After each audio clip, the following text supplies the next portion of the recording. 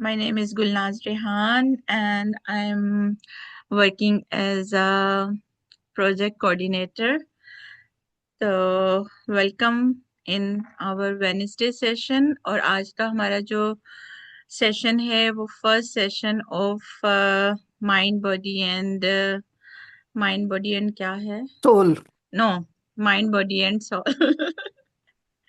और हमारी जो आज का टॉपिक है वो है हेल्दी लिविंग और हमारे आज के प्रेजेंटर हैं Syed Waris so everyone know about Malton women council is a non profit organization और हमारा जो विजन और मिशन है वो है एम्पावर वुमेन एम्पावर कम्युनिटीज तो हम लोग साउथ एशियन वुमेन्स को सर्व करते हैं और हमारा ये वेडनेसडे सेशन जो है वो स्पेशली सीनियर्स के लिए है सीनियर्स साउथ एशियन वुमेन तो हम लोग इसमें मुख्तलिफ प्रोग्राम्स लेके आते हैं for their physical mental and wellbeing के लिए तो आज का जो प्रोग्राम है वो उसका टॉपिक है हेल्दी लिविंग और हमारे आज के प्रेजेंटर हैं सैयद वारिस जी वेलकम टू आवर सेशन तो यहाँ पे आपका एक छोटा सा इंट्रो है Sayed Waris is a motivated and detail-oriented social services professional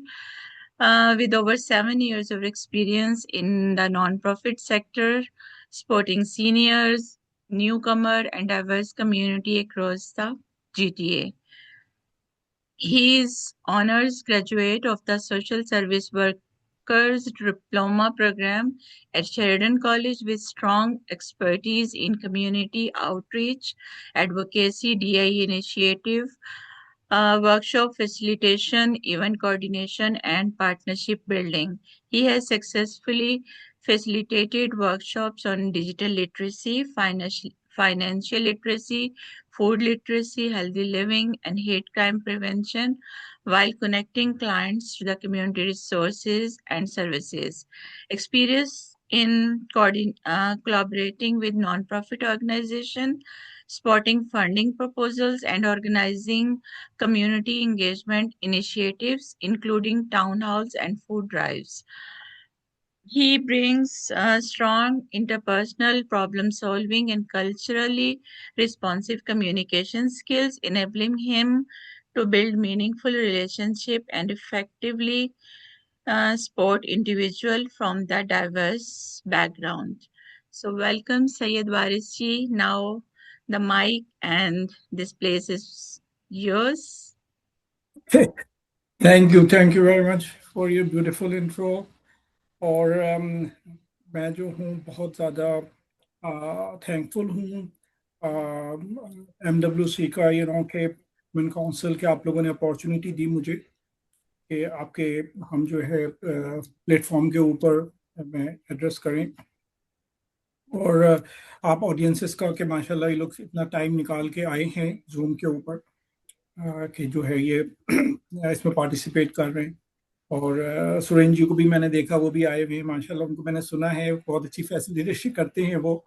तो ये मेरा ऑनर है कि मैं यहाँ पे हूँ आप लोगों के साथ, और मैं कोशिश करूँगा जितना भी जो टॉपिक है मैं उसके साथ जस्टिफाई कर सकूँ, और मैं आप लोगों की जो भी नॉलेज है और जो इन्फॉर्मेशन है वो आप सबके साथ शेयर करें ताकि हम लोग सब इससे बेनिफिट हो सकें। और ये जो हमारी एक्सपीरियंस कहने जो आपने बताई सारी चीज़ें, तो कम्युनिटी से मेरा इन्वॉल्वमेंट है, और सिर्फ इन्वॉल्वमेंट नहीं है बल्कि मैं समझिए कम्युनिटी को मैं एज अ सेकेंड होम समझ लें, इसलिए कि मैं उसको सबको एक ना बिग एक एक ही उसके अंदर कवर करता हूँ, ताकि जो है ना उससे सिर्फ कम्युनिटी नहीं है बल्कि उससे मुझे भी सपोर्ट मिलती है। तो ये टॉपिक जो है बहुत अच्छा है हेल्दी लिविंग का, और इसको हमने कैटेगराइज किया है। तो मैं पावर पॉइंट शेयर करता हूँ, फिर वहां से हम लोग इंशाल्लाह स्टार्ट करते हैं फिर हम लोग इसको। तो चले मैं फिर वो मैं स्टार्ट कर दूं। जी जी जी अब जी मुझे अच्छा। बताइएगा मैं फिर उसको मूव कर दूंगी नेक्स्ट स्लाइड पे जी जी जी जी जी मैं बता दूं। तो बस ये जो हेल्दी लिविंग का जो जो टॉपिक है, ज़ाहिर बात है बहुत वास्ट टॉपिक है, लेकिन उसको हमने कोशिश की है जितना कवर कर सकते हैं। और ये इम्पोर्टेंट चीज़ है कि ये जो टॉपिक है हेल्दी लिविंग का, कि उसमें मेंशन कि भाई हमें अभी इसको क्यों हम कर रहे हैं और क्यों इसके ऊपर इतना हम जोर दे रहे हैं, इसको एड्रेस कर रहे हैं। तो ये इम्पोर्टेंट इसलिए है हम लोगों के लिए, जो इस तरह की एग्जाम्पल इस तरह की है कि जिस तरह यंग एज होती है, जैसे न्यू कार होती है, तो वो उसको हम हर तरीके से यूज़ करते हैं, उसको चलाते हैं, सब चीज़ें करते हैं, हमें कोई वरीज नहीं होती। हम उसको कोशिश करते हैं कि भाई जिस तरह करें, उसकी कोई मेंटेनेंस का भी इतना ख्याल नहीं करते। लेकिन वही जो गाड़ी है वो जब पुरानी हो जाती है तो फिर हमें उसका ज़्यादा ख्याल रखना पड़ता है। उसके लिए हमको कोई अच्छा मैकेनिक चाहिए, हमको चाहिए कि हम उसको थोड़ा यूज़ भी देख के करें। उसके लिए जो हमारी ख्याल चीज़ें, चाहे वो उसमें छोटी छोटी चीज़ हो कि हम कौन सा उसमें ऑयल डालेंगे, हम उसको किस तरह उसकी बॉडी का ख्याल रखेंगे, उसके इंजन का ख्याल रखेंगे, उसके इंटीरियर का ख्याल रखेंगे, उसको हमेशा मेंटेन करते रहेंगे, पॉलिश करें, इसलिए कि अब वो नई नहीं रही। इसलिए कि अभी कोई भी चीज़ उसकी इम्पैक्ट होगी तो वो पूरी कार के ऊपर इम्पैक्ट होगी। यही जो चीज़ है हमारी बॉडी के साथ है कि हमारी जो एज के साथ जब यंग हैं, हमने हर तरीके से अपनी लिविंग की, हमने उस तरह हर तरह खाना खाया, हर इन्वायरमेंट में हम रहे, तो वो सारी चीज़ें टाइम के साथ अब हमें इस लेवल पे लाई है एज में, इस एज ग्रुप के अंदर, कि हमको जो है अभी अपनी हेल्दी लिविंग जो है इसको दोबारा से री इनिशिएट करना है। हम इसको, हमारे लिए ज़रूरी अभी इसलिए है कि हम इसको अभी इसको अवॉइड या इसको डिले नहीं कर सकते, हम इसको दोबारा री इनिशिएट करें। लेकिन इसको जो री इनिशिएट करना है उसके लिए क्या है कि हमें जैसे कोई मकसद जिस तरह लाइफ में होता है, रिटायरमेंट के बाद वास्तव में ऐसा होता है कि लोग समझते हैं कि भाई ये हमारी, हमने ऑलरेडी अपनी प्रोफेशनल लाइफ गुजार ली, हमारे बच्चे बड़े हो गए, हमारी उनकी शादियां हो गई, हम रिटायर हो गए, अब हमने सब कुछ कर लिया, अब हम अपने आराम से बैठे हैं। तो उससे क्या होता है कि जो हमारे पर्पस या ऑब्जेक्टिव जो है ना वो फेड हो जाता है। तो उससे क्या होता है, हमें अपने ऊपर जो हमें ख्याल रखना है तो वो चीज़ को हम इग्नोर कर देते हैं, अवॉइड कर देते हैं, और उससे जो है हमारी सारी चीज़ें, चाहे फिजिकल हेल्थ हो, मेंटल हेल्थ हो, सब इम्पैक्ट करती है। तो जो पर्पस ऑफ लाइफ है वो हमेशा उसको रखना चाहिए। तो ये हेल्दी लिविंग जो है ये उस वक्त हमारे लिए बहुत कारआमद रहेगी, और हमको सबको ये हमारी बेनिफिशियल होगी सबके लिए कि हम एक पर्पस रखें लाइफ का। इसमें पर्पस कोई बहुत जरूरी नहीं है बड़ा हो या छोटा हो। अगर हम एक जगह से ए टू बी वॉक कर रहे हैं, अगर हम देखें कि हमने ये पार्क तक हमने जाके वॉक करना है, उस जगह तक वॉक करना है, ये भी एक पर्पस है। लेकिन उसकी फिर क्या है कि हमने परसिस्टेंस करनी है, कि एवरी डे या एवरी, उसको रेगुलर टाइम फ्रेम के साथ हमने उसको करना है। तो ये चीज है। और अच्छा, अब स्लाइड आगे कर लें।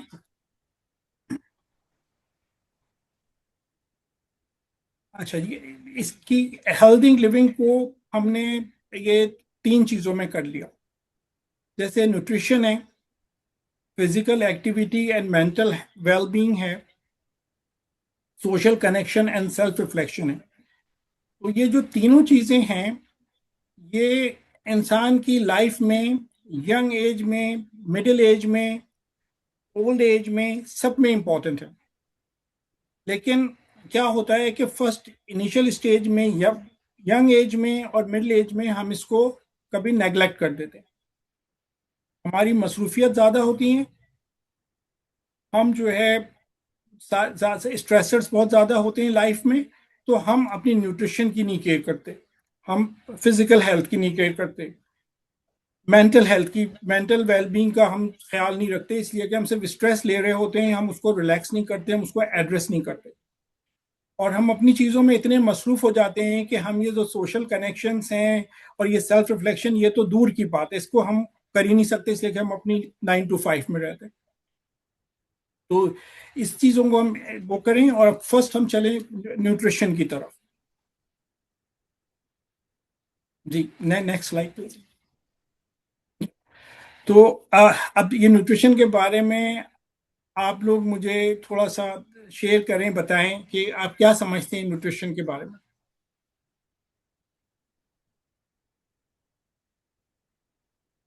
यू कोई आर भी शेयर व्हाट करे, कोई भी जो भी चीज आपकी माइंड में है आप शेयर करें।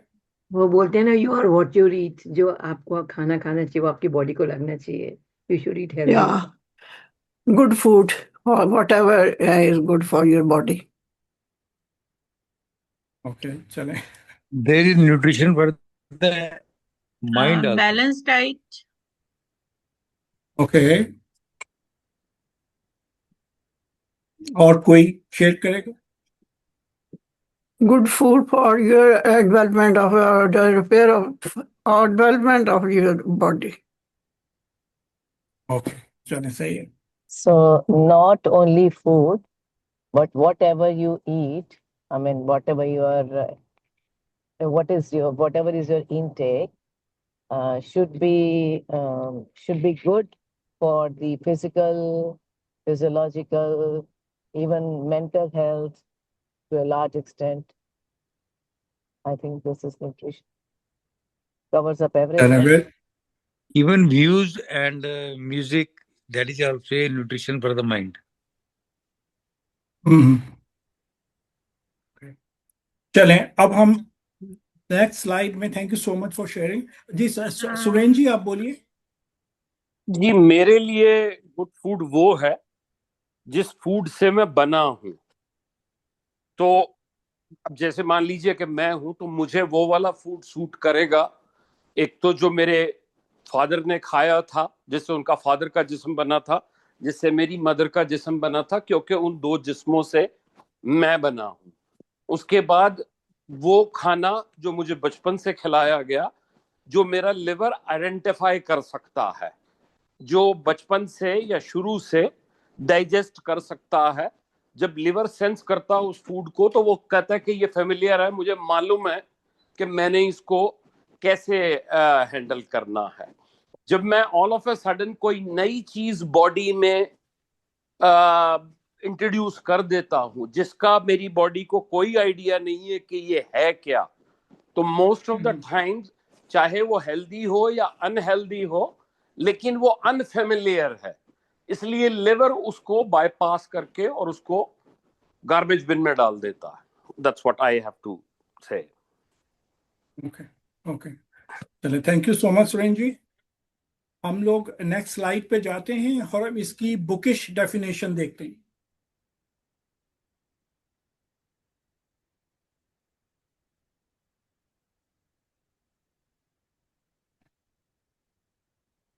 अच्छा, ये बुकिश डेफिनेशन है। Good nutrition is defined as the act of eating a variety of foods necessary for health and growth. Poor nutrition, malnutrition, is defined as a lack of intake of food or nutrients leading to poor health. ये जो है इनकी जो bookish definition है जिसको हम करते हैं, जिस तरह हम एज की तरफ जा रहे हैं और जो बॉडी के अंदर डिफिशियंसी है वो वेरियस रीजंस हैं। हम अपनी सब कॉन्टिनेंट छोड़ के हम एक न्यू जगह पे आ गए हैं, डिफरेंट इन्वायरमेंट है, डिफरेंट वेदर है।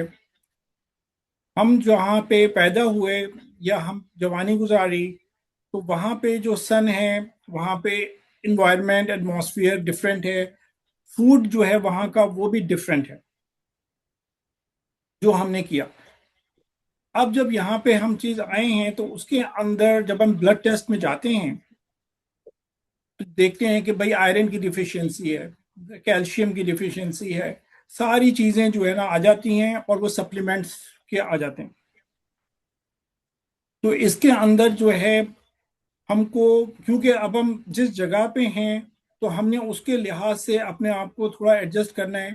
तो यहाँ पे जो है ना कनाडा फूड गाइड को मैं थोड़ा सा फॉलो करता हूँ।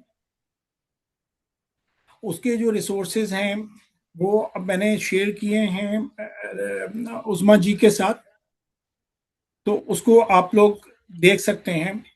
जिस तरह ये न्यूट्रिशन के बारे में है और सप्लीमेंट्स का जो है, क्योंकि ये वेरी करता है body to body, person to person, और मेरे ओपिनियन में ये है कि उसमें आपको डॉक्टर से ज़रूर एडवाइस लेनी है कि कौन से सप्लीमेंट और कितनी उसकी जो मिलीग्राम्स या क्वांटिटी है वो आपको लेने हैं। और हर सप्लीमेंट के साथ थोड़ी सी इंस्ट्रक्शंस होती हैं। कुछ में होता है कि आपको फूड के साथ लेना है, और कुछ में होता है कि आपको दूसरी मेडिसिन से के अलावा लेना है, उनके साथ नहीं लेना। इसलिए कि कुछ जो आयरन है या दूसरी चीजें वो फिर इंटरेक्ट कर जाती हैं, कुछ हार्ट मेडिकेशन के साथ इंटरेक्ट कर जाती हैं। तो ये चीज जो है ये आपको जो डॉक्टर्स के साथ करके उनकी जो ब्लड रिपोर्ट्स में वो बताएंगे कहाँ कहाँ डिफिशियंसी है, तो वो करनी है, वो ज़रूरी है। इसलिए कि कैल्शियम जो है, प्रोटीन्स जो है ना, वो अभी हमको, हमारे अभी मसल्स दोबारा से नहीं बन रहे। हम उसको यूज में रखेंगे, करेंगे, तो क्या होगा कि वो हम लोग आखिर तक एक्टिव रहेंगे। अगर हम इन चीज़ों को छोड़ देंगे और अगर कोई डिफिशियंसी है, कोई ऐसा फूड हमने ज़्यादा लेना है जिसमें प्रोटीन ज़्यादा है, आयरन की डिफिशियंसी तो आयरन लेनी है, B12 लेनी है, विटामिन डी लेनी है, तो कोई डिस्टर्ब विटामिन सी, तो ये सारी चीज़ें जो है ना, ये हमको डॉक्टर्स की इंस्ट्रक्शंस की भी ज़रूरत है। हम खुद से अपनी तरीके से नहीं ले सकते, इसलिए कि हर बॉडी और उसका बॉडी का वेट जो है उसके लिहाज से आपको वो उसकी उसकी वो चाहिए स्टैंडर्ड। और उसके अलावा जो है कुछ चीज़ें अब हमें जो अवॉइड करनी चाहिए, जो जर्नल जर्नल अवॉइडेंस करनी चाहिए, because of the age factor. कि अभी हमने अभी तक जितनी भी यंग एज थी, हमने सारी चीज़ें ट्राई कर ली, हमने हर टाइप के फूड खा लिए, हमने सब कुछ कर लिया। लेकिन अभी जो है हमने देखना है कि हम अपनी लाइफ को आखिर तक एक्टिव रखें। हम ना गवर्नमेंट पे रिलाई करें, ना फैमिली पे रिलाई करें, ना फ्रेंड्स पे, ना किसी और पे। अगर हम ये सारी चीज़ें कंटिन्यू करेंगे, जो चीज़ें अवॉइड हैं, जैसे ये कॉमन चीज़ें हैं, जैसे कि अवॉइड सोडा। जैसे सोडा है उसके अंदर शुगर, फुल ऑफ शुगर है। आपके ये जो स्पोर्ट्स ड्रिंक्स हैं, जो एनर्जी ड्रिंक्स हैं, तो ये जो सारी चीज़ें हैं, ये उसके अलावा सॉल्टी फूड है, शुगर है, जो ये फास्ट फूड है। ये चीज़ों को हमने, अगर हम बिल्कुल नहीं छोड़ सकते, तो हम उसको लिमिट करें। इसलिए कि हर आदमी की बॉडी जो है, जब हम जितनी चीज़ें खाएंगे, ईट करेंगे, तो उसको उतनी एक्टिविटी चाहिए। अगर हमारी एक्टिविटी नहीं है, हमारा सैडन टाइप का लाइफ स्टाइल है, हम सिर्फ घर में बैठे हैं, टीवी वॉच कर रहे हैं, या हम अपने सेल फोन के ऊपर हैं, तो हमारी बॉडी की मूवमेंट नहीं है। और हम ऊपर से बैठ के हाई एनर्जी के फूड खाएंगे, तो वो क्या होगा कि वो हमारी हेल्थ के लिए पॉजिटिव नहीं बल्कि नेगेटिव इफेक्ट करेगा। तो ये हमको थोड़ा सा जो है अपनी फूड और डाइट को हमने देखना है, और हमने ये इसको करना है कि भाई हम इसको किस तरह अपना कंट्रोल करें। कनाडा फूड जो गाइड है वो अच्छी है, उसमें आपको उन्होंने सारी बताए हैं कि आप कितना पोर्शन साइज करना है, कौन सी लेंटल्स लेनी है, कौन सी वेजिटेबल्स लेनी है, कितने टाइम खाना है, को फॉलो करें। लेकिन बस दो चीज जो इंपॉर्टेंट है कि जब खाना का टाइम है तो आप उसको एक टाइम को सेट कर लें। अगर आपने ब्रेकफास्ट करना है 8 बजे, 7 बजे, आप परसिस्टेंस उसी टाइम पे करें। आपको जिस तरह सुरेंद्र जी ने बताया कि जो आप खा रहे हैं, आप कोशिश करें कि वही चीज जो है ना, आप ब्रेकफास्ट में खा रहे हैं तो कंटिन्यू करें। आप एवरी डे नई चीज नहीं ट्राई करें। इसलिए कि बॉडी को शॉक नहीं दें, लिवर को शॉक नहीं दें। इसलिए कि अगर आप एक चीज को एक टाइम पे खाएंगे तो वो अच्छी तरीके से डाइजेस्ट होगी और आपकी बॉडी के ऊपर लोड नहीं होगा। और जब खाने का टाइम हो तो ये सेल फोन जो है इसको, और दूसरी भी डिस्ट्रैक्शंस हैं, उनको दूर कर दे।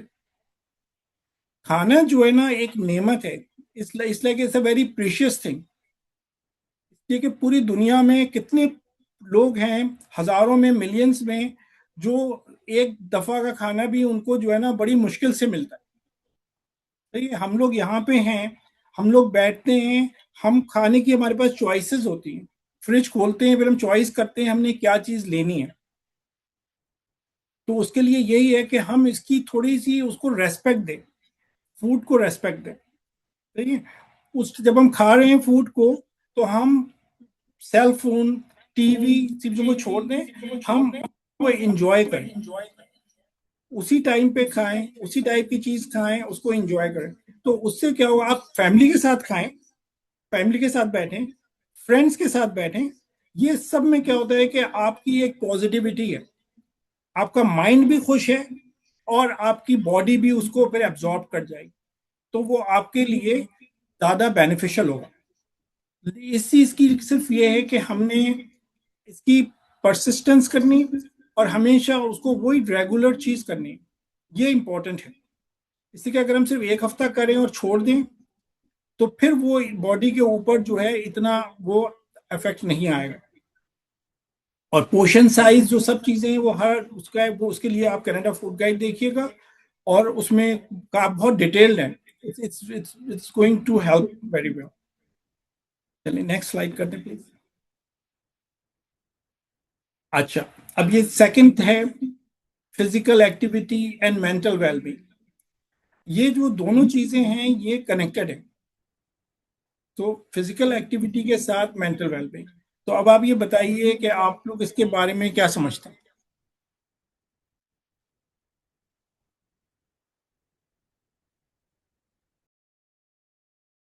कुछ कुछ भी शेयर कर।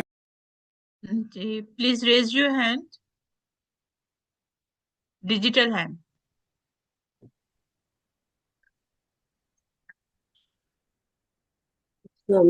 मुझे तो नींद भी बहुत आती है, बहुत थकी रहती हूँ, समझ नहीं लगती। और कुछ डायबिटिक, प्री जी डायबिटिक, उसका भी मसला है ना वो। जी सबिहा, ये अभी हम मेरे ख्याल में आगे चल के डेफिशिएंसीज पे भी बात करेंगे। ये भी physical activity and mental well being पे बात हो रही है। जी ओके। सुरन जी। जी सुरन जी।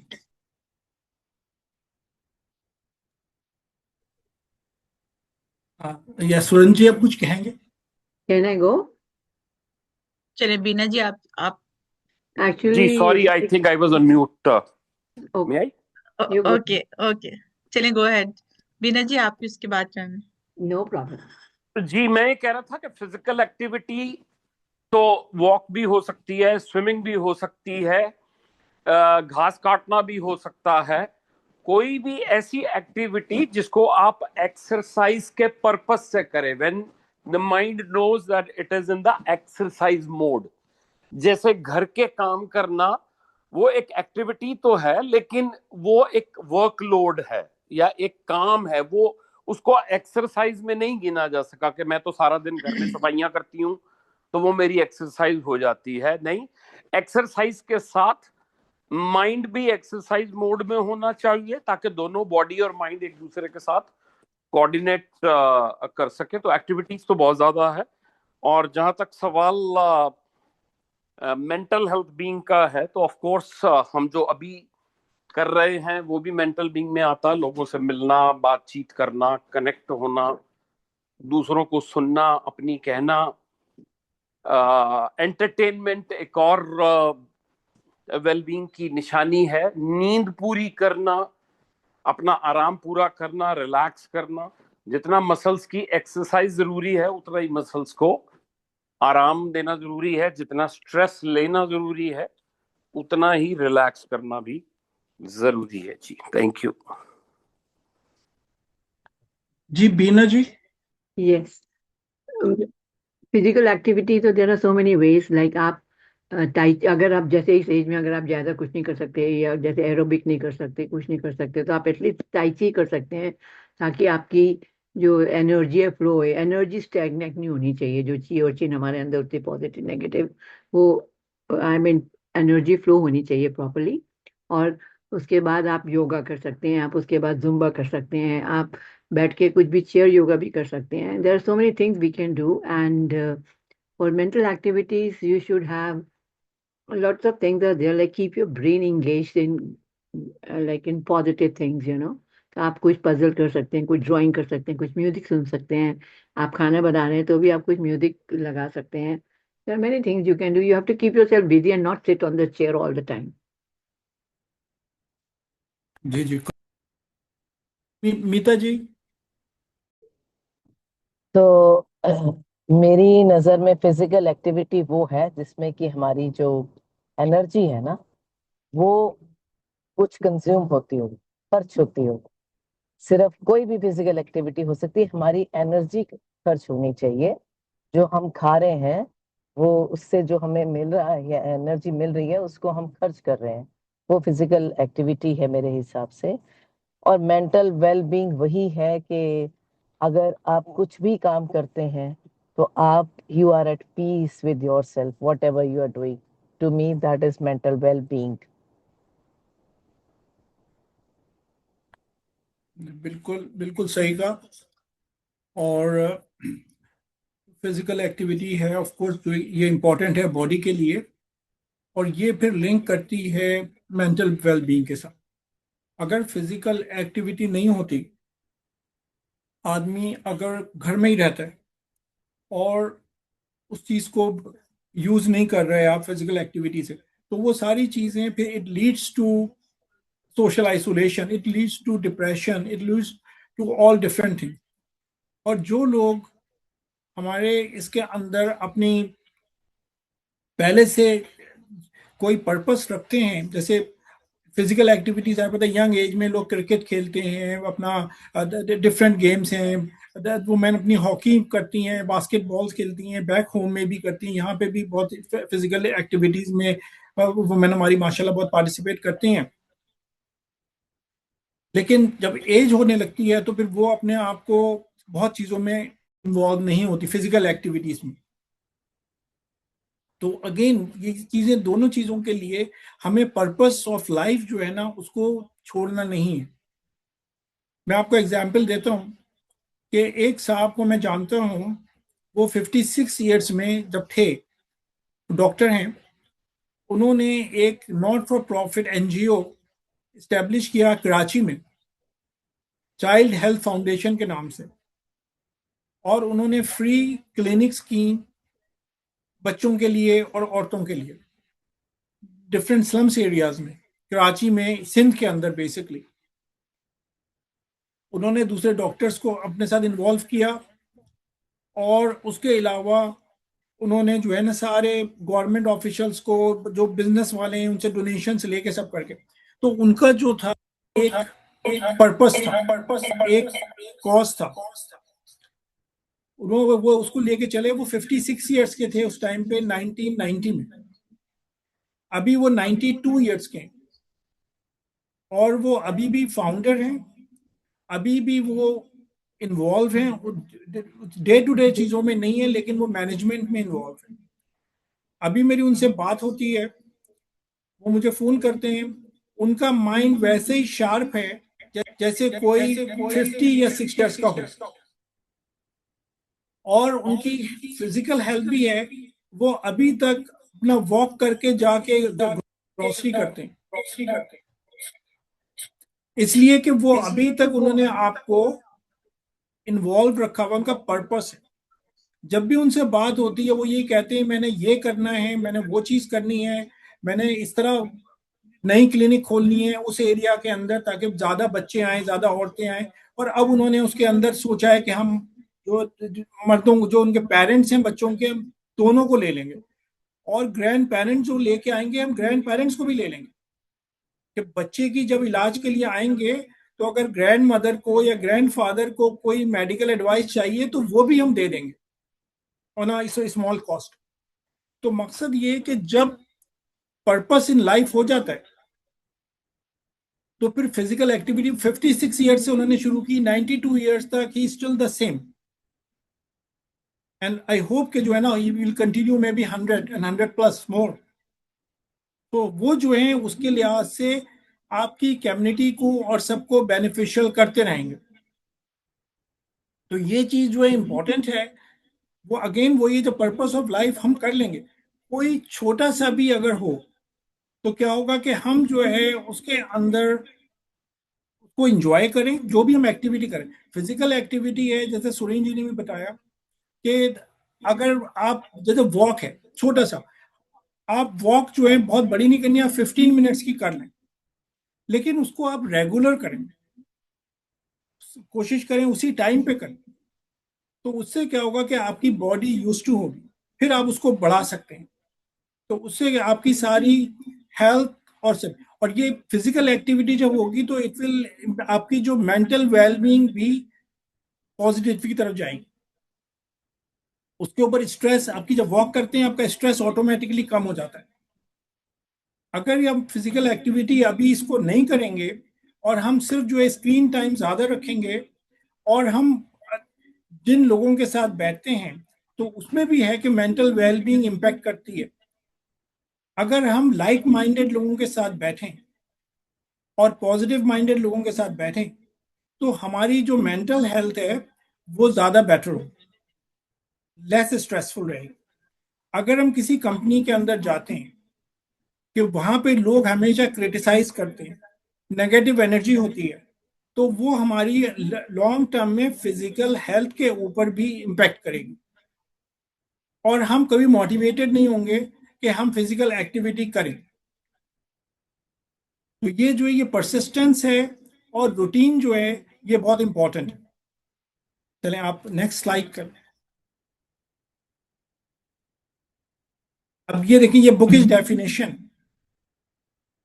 Physical activity for seniors 65 plus is defined as any bodily movement produced by skeletal muscles that requires energy expenditure, focusing on enhancing health and functional capacity. Mental well-being definition: a positive state of emotional, psychological, and social functioning that allows older adults to enjoy life, cope with challenges, and maintain dignity and independence. And में वही है, अगर हमारी physical activity maintain करेंगे हमारी mental wellbeing improve करेगी, और हम फ्यूचर ईयर्स के अंदर अपने आप को एक्टिव रखेंगे और पॉजिटिव रखेंगे।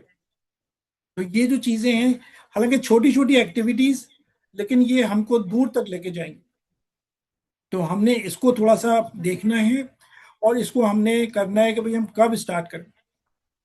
हमने इसको बहुत देर से प्लान नहीं करना कि हम नेक्स्ट मंथ करेंगे, नेक्स्ट ईयर करेंगे, न्यू ईयर रेजोल्यूशन लेके आएंगे, नहीं। हमने उसको आज से ही शुरू करना। हमने जो हमारी जो हम अपनी बॉडी को जानते हैं, हमको पता है कि हमने बॉडी को किस हद तक लेके जाना है। हम 5 मिनट्स वॉक कर सकते हैं, 15 मिनट्स कर सकते हैं, 20 मिनट्स कर सकते हैं। तो हम उसके लिहाज से करें। अगर हमारे साथ कोई पार्टनर है, कोई कोई साथ देता है तो हम उसके साथ जाएं, लेकिन हम ओवरडू नहीं करें।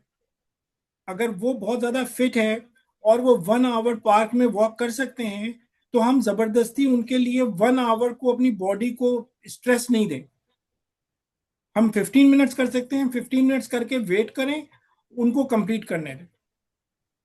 लेकिन जो पंचुअलिटी है, रूटीन है, वो चीजें बहुत ज्यादा इंपॉर्टेंट है, इसलिए कि ये चीज जो है ना बाद में हमें इंडिपेंडेंट लिविंग में लेके जाएगी।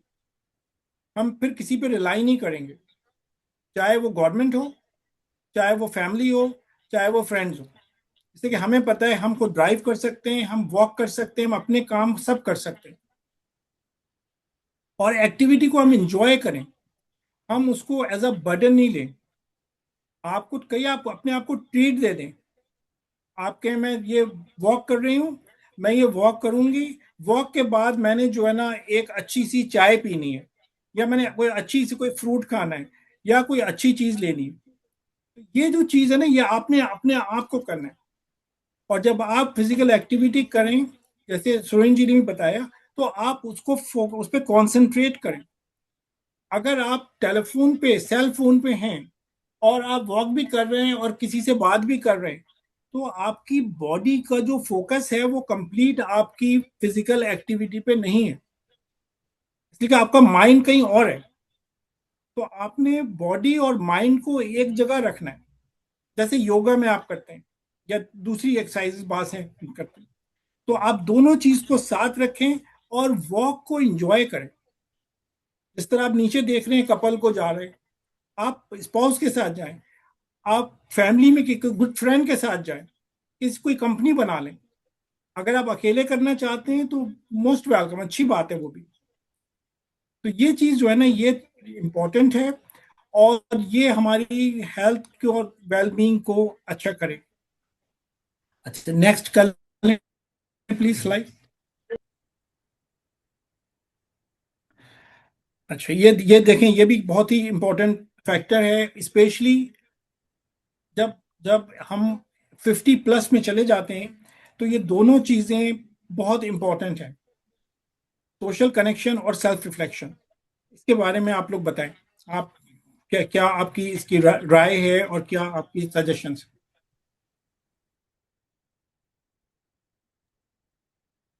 जी, everyone raise your digital hand. Social health is really important. Without raising my look, sorry. So social health तो बहुत important है, और इनफैक्ट मैं अक्सर शेयर करती होती हूँ कि WHO की डेफिनेशन में भी आ चुका अब तो काफ़ी टाइम से, और वी ऑल अंडरस्टैंड कि अगर आप सोशली एक्टिव नहीं हैं तो जाहिर है मेंटल हेल्थ की इशू, और हमने कोविड दौरान बहुत अच्छे से विटनेस किया है कि अगर आप सोशल नहीं हैं, सोशली लोगों से घुलते मिलते नहीं हैं, बातचीत नहीं कर पा रहे हैं, तो naturally your mental health is totally affected. And self reflection, oh my god, ये तो आपने बहुत ज्यादा डाल दिया सईद साहब। सेल्फ नहीं भाई, रिफ्लेक्शन तो ये जो है, ये तो रोज की एक्सरसाइज है मेरे समझ से, और जो मैं फॉलो करती हूँ, it's an everyday exercise for me, before sleep and after waking up, even anytime during the day. So yeah, मेरे लिए तो यही है, बाकी हर कोई अपने हिसाब से सोचता है। बिल्कुल बिल्कुल ठीक बात है जी। इंद्रजीत सिंह जी। सोशल कनेक्शन, किसी से मिलना, और वो बात तो है, पर उसके अंदर कोई इंटरेस्ट, बेनिफिट, या कोई ग्रीड, या कोई मोटिव हो, वो सोशल कनेक्शन नहीं है। सोशल कनेक्शन एक जो पॉजिटिव हो, और कुछ लेने के भी, पॉजिटिव गेन लेने का है। और सेल्फ रिफ्लेक्शन जो है कि हर समय में, every time we should visualise our self own, observe our self own, कि हम जो कर रहे हैं उसकी रिक्वायरमेंट है या नहीं है, या हम सेल्फ करेक्शन कर रहे हैं या नहीं कर रहे हैं। ये मेरा सोचना है।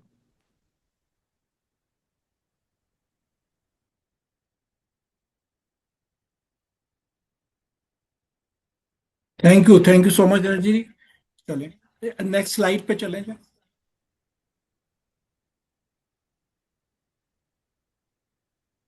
अच्छा, ये बुकिश डेफिनेशन है, social connection definition: the structure, functional and quality based relationship individuals have with others, encompassing feelings of belonging, closeness, and support. Self-reflection definition. Self-reflection, also known as personal reflection, is taking the time to think about, meditate on, evaluate, and give serious thought to your behaviors. अच्छा, इसमें जो है अगर social connections important बहुत हैं, और वही चीज है कि ये इंपॉर्टेंट हो जाते हैं एज के साथ साथ, और अगर हमने इन कनेक्शंस को फॉर द बिकॉज ऑफ हमारी जो जितने ईयर्स गुजरे हैं फैमिली के साथ, हम स्टडी करते रहे, जॉब्स करते रहे, सब मैरिजेस हुई, बच्चे हुए, सब हुए, तो उसमें बाज लोग तो सोशल कनेक्शंस में रहते हैं बहुत अच्छे, बाज लोग नहीं रहते, उनके पास टाइम नहीं होता। तो अगर उस तरह की चीज है तो हम इस चीज को दोबारा रिकनेक्ट करें। हम कहाँ से रिकनेक्ट इसको करेंगे, सोशल कनेक्शंस को, कि हम उनके साथ कनेक्ट करें जिनके साथ हमारा टाइम अच्छा गुजरा है, ताकि हमें वो मेमोरीज वापस आए। हम अगर सोशल कनेक्शन कनाडा में किसी दोस्त के साथ करेंगे, हमें वो कनेक्शन या वो सेटिस्फैक्शन नहीं मिलेगी कि अगर हम कनेक्शन किसी बैक होम में अपने किसी ओल्ड फ्रेंड, ओल्ड कोवर्कर या ओल्ड कजन या किसी उस लोगों के साथ करें जो जिसके साथ हमारा ग्रुप में टाइम अच्छा गुजरा। अगर हम उनके साथ कनेक्शन रिकनेक्ट करेंगे तो वो जो पुरानी मेमोरीज हैं अच्छी, वो सारी वापस आएंगी। That will help our mental well being. तो ये चीज जो है बहुत इंपॉर्टेंट है, हमने इसके लिए टाइम निकालना है। इसमें हमने, अगर हम बिल्कुल नहीं जा रहे हैं, हम आहिस्ता आहिस्ता किसी या ग्रुप में ज्वाइन करें। जैसे आपका ये MWC माशाल्लाह इतना जबरदस्त कर रहा है, इनके इतने एवरी वीक प्रोग्राम है, इतने इंटरेक्शन है, इतने इंस्पायरिंग ऑडियंस हैं। तो इससे क्या होता है कि अगर आप क्वाइट नेचर के भी हैं, लेकिन अगर आप पार्ट ऑफ द ग्रुप रहते हो, at least you can watch around, आप देख सकते हो, आप सुन सकते हो, तो आपके अंदर एक पॉजिटिव फीलिंग है। आपकी मेंटल वेलबींग के लिए और फिजिकल दोनों के लिए ये बेनिफिशियल है। लेकिन बस एक चीज ये है, यहाँ सोशल ईटरीज हैं, टिम हॉर्टन हो गया, कोई और हो गया, अब जाए 30 मिनट्स एवरी डे जाके स्पेंड करें, 15 मिनट्स स्पेंड कर लें, बैठ जाए दोस्तों के साथ। लेकिन इंपॉर्टेंट सिर्फ ये है कि आपने लाइक माइंडेड लोगों के साथ बैठना है, पॉजिटिव जिनकी जिनकी थिंकिंग है, अप्रोच है, उनके साथ बैठना है। आपने उनके साथ नहीं बैठना जो नेगेटिव हैं, जो हर चीज को नेगेटिविटी से देखते हैं। जी मीता जी। वो आपने MWC की बात की ना, तो मैंने कोविड की बात की। तो हमारे लिए तो कोविड में MWC was the mental health. MWC की वजह से ही हमारे मेंटल हेल्थ ठीक रही है। इतना हमने मीटिंग्स की हैं, इतने लंबी लंबी, क्या कुछ होता था और एक दूसरे के साथ और क्या क्या लोगों से हम जुड़े, क्या क्या स्पीकर्स आए worldwide, internationally. It was such a great help to everyone, each one of us. मुझे ऐसे लगता है, और आई थिंक मेरे से सब एग्री करेंगे जो यहाँ बैठे हैं, everyone will agree with me. Amazing amazing. Self reflection के बारे में मैं आपको थोड़ा सा अपना बैकग्राउंड बताता हूँ कि मैंने कब सेल्फ रिफ्लेक्शन स्टार्ट की, कब मैंने उस पर फोकस किया। आप नेक्स्ट स्लाइड कर लेंगे प्लीज।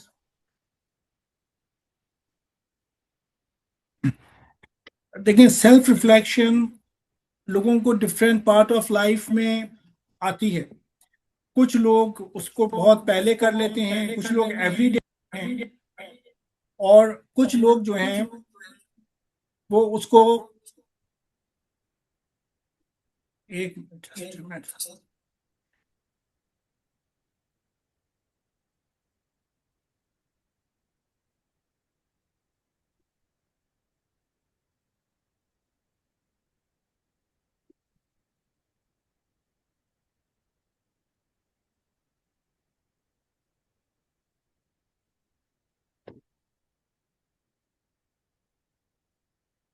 ये आप लोगों को वॉइस मेरे नॉट स्क्रीन नजर आ रहे हैं क्या? अच्छा, जी आपकी स्क्रीन नजर आ रही है लेकिन आपकी आवाज थोड़ी वो डबल हो आवाज रही नहीं, है अच्छा चल Yeah, चले voice मैं not start- coming. तो सेल्फ रिफ्लेक्शन का ये है कि मुझे सेल्फ रिफ्लेक्शन का कब कब ख्याल या कब मेरे साथ हुआ। ये जो ये जो इंसिडेंट सेल्फ रिफ्लेक्शन क्योंकि इम्पोर्टेंट होता है, लेकिन आदमी जो है अपनी लाइफ में अपने चीज़ों में फैमिली के साथ बिजी रहता है, तो वो जो है उस चीज़ को कभी नोटिस नहीं होता। ये चीज़ जो मेरे साथ हुई, इसलिए कि नॉर्मल लाइफ जिस तरह लोगों के साथ होती है कि आप जॉब कर रहे होते हैं, बिजी रहते हैं, फैमिली के साथ, फ्रेंड्स के साथ, सबके साथ आप रहते हैं और उसी में टाइम गुजर जाता है। मेरी फर्स्ट टाइम मेरी जो जो हार्ट कंडीशन हुई वो हुई 2008 में। तो उसके बाद जैसे रेगुलर लोगों के पास होता है कि आप डॉक्टर की एडवाइस को जो फॉलो करते हैं और मेडिसिन और अपनी डाइट कंट्रोल करते हैं, सब वेट वॉच करते हैं, सब करते हैं, तो वो मैं कंटिन्यू रखता हूँ। 2019 में जैसे रेगुलर मैं लोज में जॉब कर रहा था, उसके बाद में आया हूँ, जॉब के बाद रात में 6 डेज की शिफ्ट थी, 6 डेज काम किया था, और उसके next day early morning 5 o'clock के करीब जो है मेरे तबीयत ठीक नहीं लगी, मुझे सर में दर्द हुआ, मैं नीचे आया हूँ लिविंग रूम में, ताकि संडे का दिन था, ताकि वाइफ और बच्चे कोई डिस्टर्ब नहीं हो, तो मैं नीचे आके थोड़ा सोफे पे लेट जाऊंगा। तो जब मैं नीचे आया हूँ, मैंने कहा वॉशरूम यूज करता हूँ, तो मैं वॉशरूम में गया तो वहां मैं कोलैप्स कर गया। फर्स्ट टाइम कोलैप्स किया था मैं, तो मुझे पता नहीं था कि ये क्या होता है कि आप जो है ना बिल्कुल पास आउट कर जाते हैं। उसके बाद खैर मैं फिर बड़ी मुश्किल से उठा, सिटिंग रूम में आया, सेकंड टाइम मैं फिर मैं कोलैप्स कर गया। इस दफ़ा जब मैं कोलैप्स किया तो मैं सर जो है दीवार पे लगा, तो आवाज़ आई, तो मेरा बेटा ऊपर से आ गया। हालांकि बच्चे उठते नहीं है 11-12 बजे तक, और ये तकरीबन 5:30-6 बजे का टाइम था सुबह। तो उसके बाद खैर मैं कॉन्शियस में इतना नहीं था, इन एंड आउट था। तो उसके बाद मैंने उसको कहा 911 कॉल कर दो, वो लोग टाइम पे आ गए। मेरी हार्ट बीट 15 या 20 थी। उन्होंने मुझे रिवाइव किया, मुझे ट्रिलियम हॉस्पिटल ले गए, क्रेडिट वैली ले गए, उसके बाद पेट्रोलियम ले गए। तकरीबन 2 दिन तक मैं कोमा में था। उसके बाद उन्होंने देखा तो हमारे हर बॉडी के अंदर हमारे उसमें राइट और लेफ्ट 2 ब्रांचेस हैं जो हमारे हार्ट को करंट देती है। तो वो जो दोनों ब्रांचेस थी मेरी, वो कोलैप्स कर गई थी। नॉर्मल क्या होता है कि जो ये ब्रांचेस होती हैं, ये एक ब्रांच 70s में 80s में कोलैप्स करती है या कम हो जाती है, तो एक ब्रांच से ही लाइफ गुजर जाती है। लेकिन अगर अगर एक ब्रांच पे कोई काम फुल स्ट्रेस में और फुल उसमें करेगा, तो उसकी वजह से वो भी कोलैप्स कर सकती है। और वही रीजन हुआ मेरे साथ कि मेरी एक ब्रांच काम कर रही थी, एक पहले से कोलैप्स हो गई थी जिसका मुझे पता नहीं था, तो वो कोलैप्स हो गई। तो उन्होंने फिर बाद में पेस मेकर लगा दिया। तो जब ये मैं कोमा से उठा और उसके बाद मैं हॉस्पिटल में था, मेरी फैमिली थी, मेरे वाइफ थी, बेटे थे, तो उस टाइम पे सारी मशीनें लगी हुई थी, इससे पहले कभी ऐसे हुआ नहीं था। तो मुझे सारे ख्यालात आए, लाइफ की पूरी पिक्चर चली। तो उसमें मैंने सोचा कि उसमें सारे ख्याल आए। पहले समय पहले ख्याल ये आया कि अगर मैंने पूछा, बच्चे से आवाज इस तरह करके पूछा कि फोन मेरा कहाँ है, उनको मेरा फोन नहीं मिला।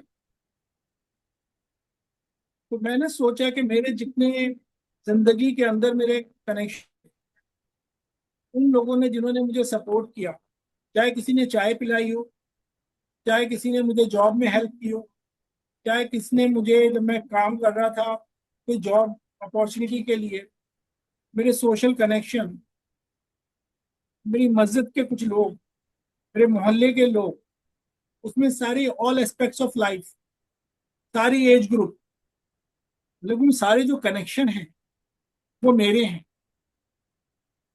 वो मुझे जानते हैं, मैं उनको जानता हूँ।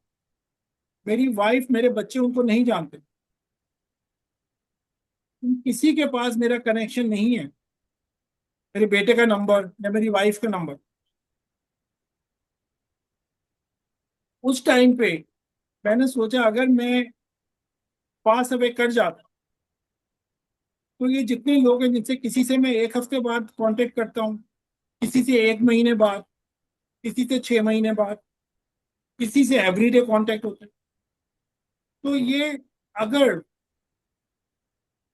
आप दुनिया में नहीं है और वो लोग आपको इतना चाहते हैं, जब उनको पता ही नहीं चलेगा वो आपके फ्यूनरल में या आपकी जो भी चीज है उसके अंदर कैसे पार्टिसिपेट करेंगे, उन लोगों की कैसे क्लोजिंग होगी, वो कैसे सोचेंगे कि भाई ये चले गए इतने अरसे तक, उनको उनको भी टाइम चाहिए वो चीज को करने के लिए कि भाई ये चीज जो है ये हो गई है, ये इंसिडेंट हो गया। ये चीज कब आती है दिल में? जब आप फिजिकली किसी को देखते हैं, या किसी के आप फ्यूनरल में, या किसी के आप उनके मंदिर में कोई चीज आप जाएं, आप देखें, या चर्च में जाएं, तो आपको पता है कि ये इंसिडेंट हो गया, तो वो आपकी एक्सेप्टेंस आती है। सिर्फ सुनने से एक्सेप्टेंस नहीं आती, एक्सेप्टेंस को फिर टाइम लगता है, फिर आपकी क्लोजिंग को टाइम लगता है। तो ये जो चीज है, ये जो मैंने जो चीज देखी, तो रियलाइज की, मैं बात नहीं कर सकता था, मैं सिर्फ यही सोच रहा था कि ये चीज अगर हो जाती तो मेरा तो उन लोगों को पता नहीं चलता। दूसरी चीज जो है, ये मैंने फिर कोशिश ये की कि भाई मैं ये करूंगा जब भी मैं ठीक होऊंगा। मुझे वो सारी चीजें लोगों की याद आई जब किसी ने मुझे कोई एक सिर्फ कॉफी पिलाई, या कनाडा के अंदर अगर किसी ने मुझे कोई बस के वेट कर रहे हो तो मुझे गाइड किया। ये सारे लोगों ने जो मेरे साथ सपोर्ट की मुझे किसी एस्पेक्ट पे, मुझे बचपना याद आया। जब मैं छोटा सा था, मेरी वालदा, जब हमारे हम लोग लोअर मिडिल क्लास फैमिली में थे कराची में, तो मेरी वालदा मुझे कहती थी बराबर नेबर से जाके थोड़े पैसे ले आओ। 26-27 के अंदर हमारे पैसे खत्म हो गए, तो मैं उन नेबर्स के पास जाता था। मेरे दोस्त थे, उनकी छोटे थे हम लोग, तो उनकी वालदा या उनकी खाला जो भी, तो वो लोग मुझे बिठा के बात करती थी और मुझे पैसे देती थी।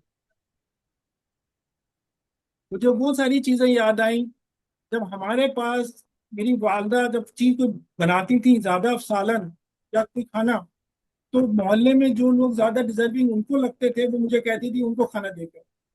जबकि हमारे घर में खुद पैसे, हमारे 25-26 तारीख को अब्बू की सैलरी खत्म हो जाती थी, लेकिन जब ईद या फेस्टिवल होता था तो हर जगह चीजें देते थे। तो किस तरह मोहल्ले के हमारे लोगों ने, और किस तरह के लोगों के अंदर इम्पैथी थी, और इम्पैथी है अभी भी लोगों के लिए, वो सारी चीजें मेरे अंदर आई। तो मैंने कहा ये तो मैंने चीज अपने लिए लोगों के साथ शेयर ही नहीं की, लोगों ने तो सारी चीजें मेरे साथ कर दी। आज मैं इस बेड पे बैठा हूँ, अगर मैं हो सकता चला जाता, तो मुझे गॉड ने, अल्लाह ने अपॉर्चुनिटी दे दी। वो मेरा सेल्फ रिफ्लेक्शन था।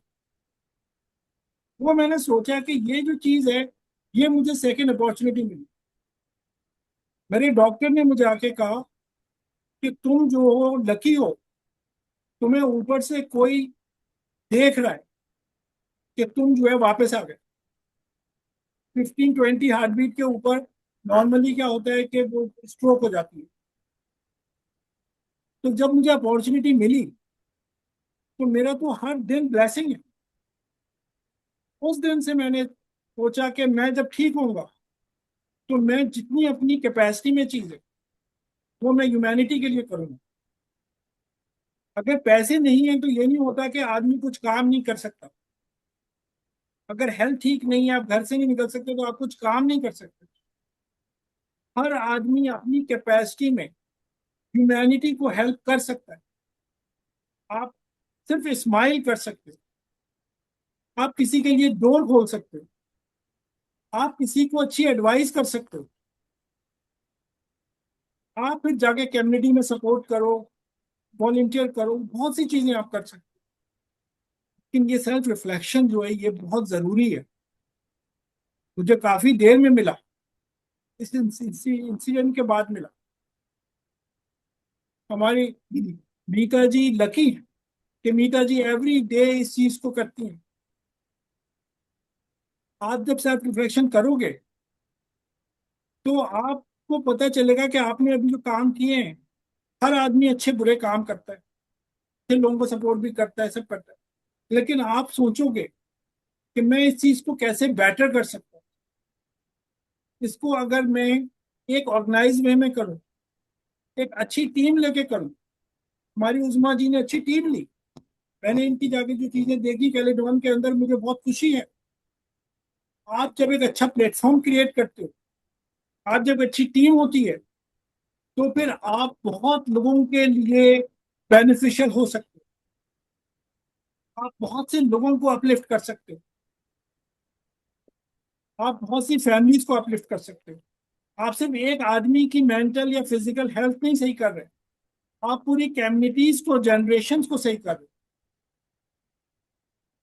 तो ये सेल्फ रिफ्लेक्शन जो है, ये ऐसी चीज है जो कि जरूरी नहीं है कि आदमी ओल्ड एज में आके रिफ्लेक्ट करे, आप कभी भी कर सकते, लेकिन ये बहुत जरूरी है। आप दिन में एक दफा करो, हफ्ते में करो, कहीं करो। अब हमें अपना टाइम निकालना है। हम बहुत बिजी हो जाते हैं सोशल सर्कल में, टीवी में, गेम्स में, स्पोर्ट्स में। सेल फोन सब में बड़ी चीज है, पूरी दुनिया की पॉलिटिक्स में वो चीज चलती रहेंगी, लेकिन हम नहीं होंगे। तो हमने अपनी आप को उन चीजों से अलग करना है, ताकि हम एवरी डे कोई ऐसे काम कर जाएं कि कोई बोल सके कि भाई हमने कुछ किया, कि वो हमारी यहाँ की मेंटल हेल्थ और फिजिकल हेल्थ के लिए काम करे, और हमारे ऊपर भी कोई चीज रखे, ताकि हम ऊपर जब जाएं, जब चीज हो, तो हमें पता चले कि देखो हमने कुछ अच्छी चीजें की थी, और पीछे लोग हमारे बारे में अच्छी बात करें कि हमने जो है ना चीजें अच्छी छोड़ के गए। इसमें कोई पैसों की चीज नहीं है, इसमें कोई बहुत स्मार्टनेस, बहुत अच्छी पर्सनालिटी की जरूरत नहीं, हो या ना हो, कोई जेंडर, कोई रिलीजन, कुछ नहीं है, सिर्फ ह्यूमैनिटी है, सिर्फ सेल्फ रिफ्लेक्शन है। तो बस ये चीज के लिए मैं चाह रहा था आपको कि तो आप लोग रखें।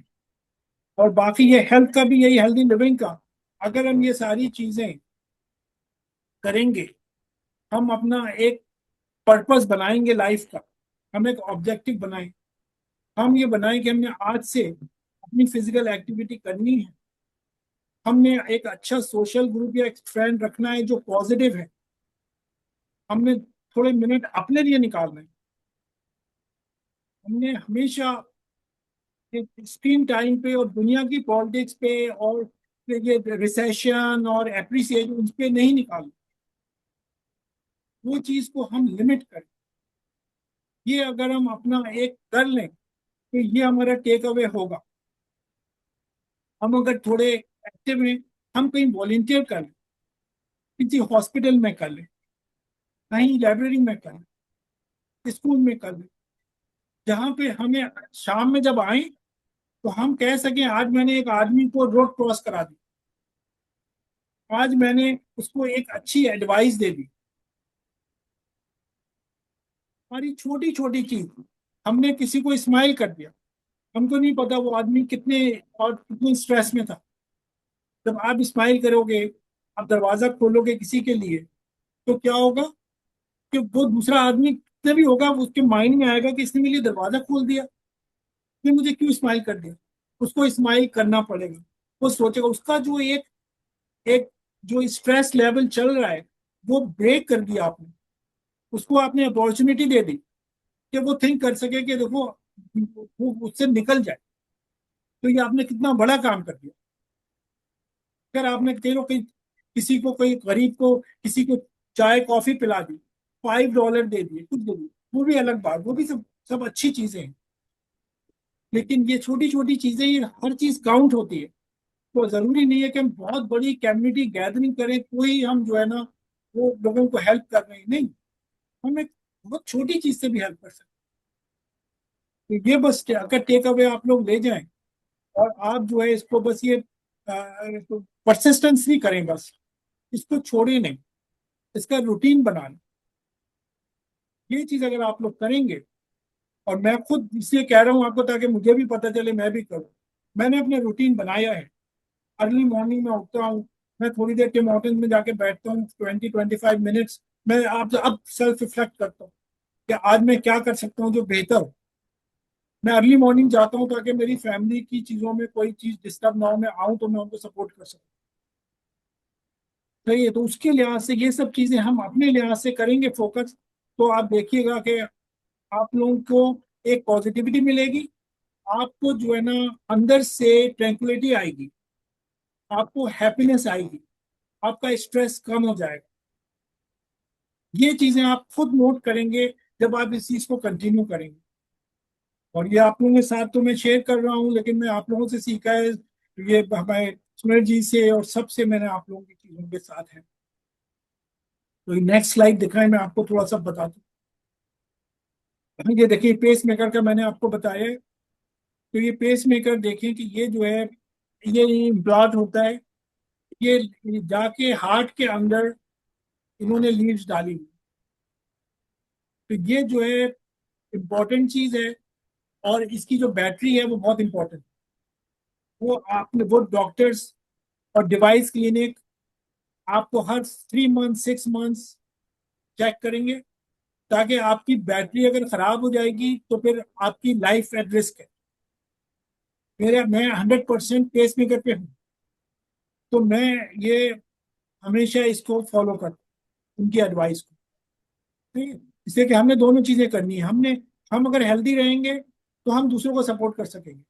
अगर हम अपने आप को इग्नोर कर देंगे तो हम खुद बीमार हो जाएंगे, तो हम कैसे दूसरे को सपोर्ट करेंगे।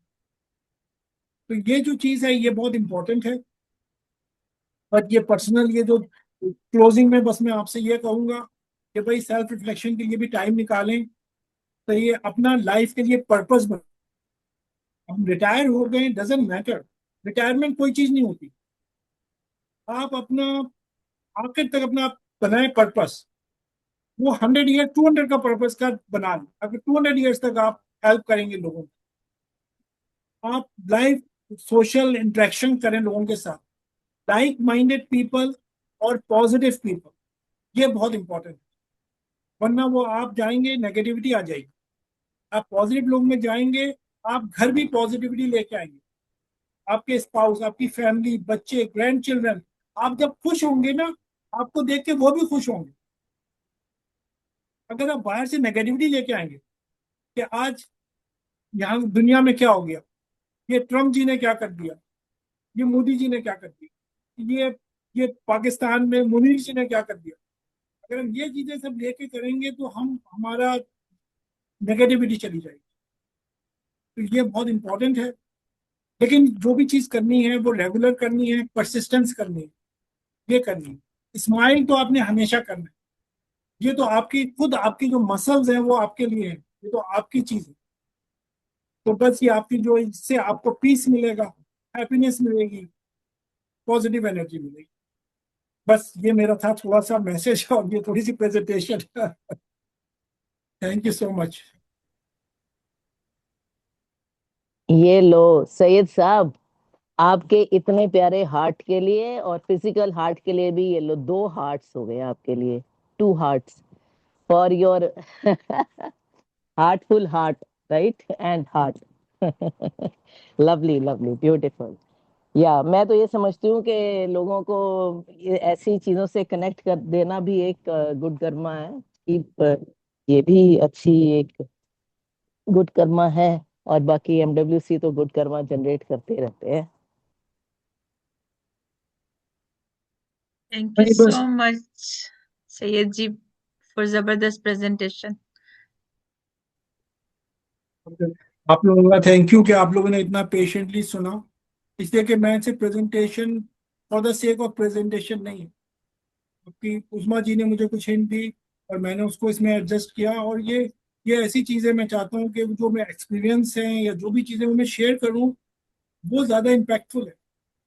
ये स्लाइड्स जो है ये तो आके चली जाती हैं, लेकिन जो बात है वो रहती है और वो कंपनी रहती है। तो आई होप कि आप हमें लोगों को जो है ना अच्छा। बहुत हमें ही इन सब चीजों का पता होता है, लेकिन रिमाइंडर्स जो है ना वो बहुत जरूरी हैं। या तो इट्स अ ये गुड रिमाइंडर। बहुत ही अच्छा सेशन था। बहुत अच्छा really we are session, blessed. Really बहुत अच्छा सेशन था। अगर आप लोग अपने कैमरे ऑन कर लें तो बहुत अच्छा लगेगा, हमें पता चलेगा कि कौन कौन यहाँ बैठे हुए हैं। फिजिकली भी हम देख सकेंगे, स्पेशली जो हमारे नए स्टूडेंट्स आए हैं। राना है, हनिया है। सो थैंक यू आप लोग। इसका मतलब है कि सारे यही हैं, अक्सर यही हैं। तो सैयद साहब की ख्वाहिश थी कि इन पर्सन हो। हमारा एक इन पर्सन कैलेंडर में हुआ था, एक और हमने स्केड्यूल किया था। आई बिलीव वो भी हमारा इन पर्सन था, लेकिन हो नहीं सका था। और मुझे लगा कि ये ज्यादा अच्छा प्लेटफॉर्म है, क्योंकि बहुत से लोग हमें इन पर्सन ज्वाइन नहीं करते। तो अगर वो भी कर सके तो सैयद साहब देखिए, आज 25 लोग जुड़े हुए हैं यहाँ।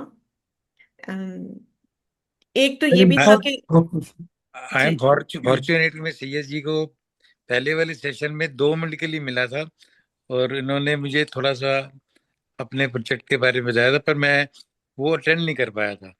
I am blessed today. I am honoured कि आप लोग सब आए हो। Thank you so much. Thank you.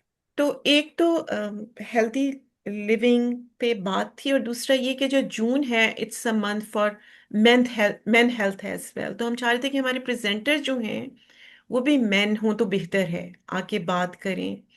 और जो दिल का मामला है उसको सीरियसली लेना चाहिए। तो जो आपने स्पेशली बात की बैटरी की, उसकी जो आपने उस दिन भी हमें बताया था कि कितना ज़रूरी है उसका ख्याल रखना भी, आप लोगों के जो पेस मेकर होता है। तो हमें अपनी मेंटेनेंस पे बहुत ध्यान देना चाहिए, रेगुलर मेंटेनेंस होनी चाहिए। हमारा अगला प्रोग्राम जो है, क्योंकि जून जो है वो सीनियर्स का मंथ भी है, तो हम एल्डर अब्यूज पे बात कर रहे हैं। तो सुरन जी से हमने रिक्वेस्ट की है। सो नेक्स्ट जो हमारा है वो सुरन जी बात करेंगे। वेंसडे को हमारा ये नया लिंक है, प्लीज आप लोग संभाल के रखिएगा। आपके कोई क्वेश्चन हो सैयद साहब से तो प्लीज जरूर कीजिएगा, क्योंकि बीना जी मुझे ये पता है you are always full of questions and you are curious to know more things. So अगर आपका कोई जहन में है तो प्लीज आप क्वेश्चन कीजिए।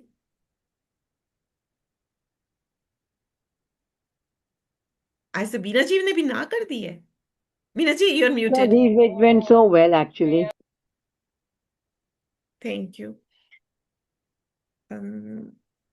तो आज जिस तरह आप अब बात कर रहे थे कि हम क्या कर सकते हैं किसी के लिए smile on a lighter note, किसी को स्माइल दे दें तो वो फोन नंबर भी मांग लेते हैं।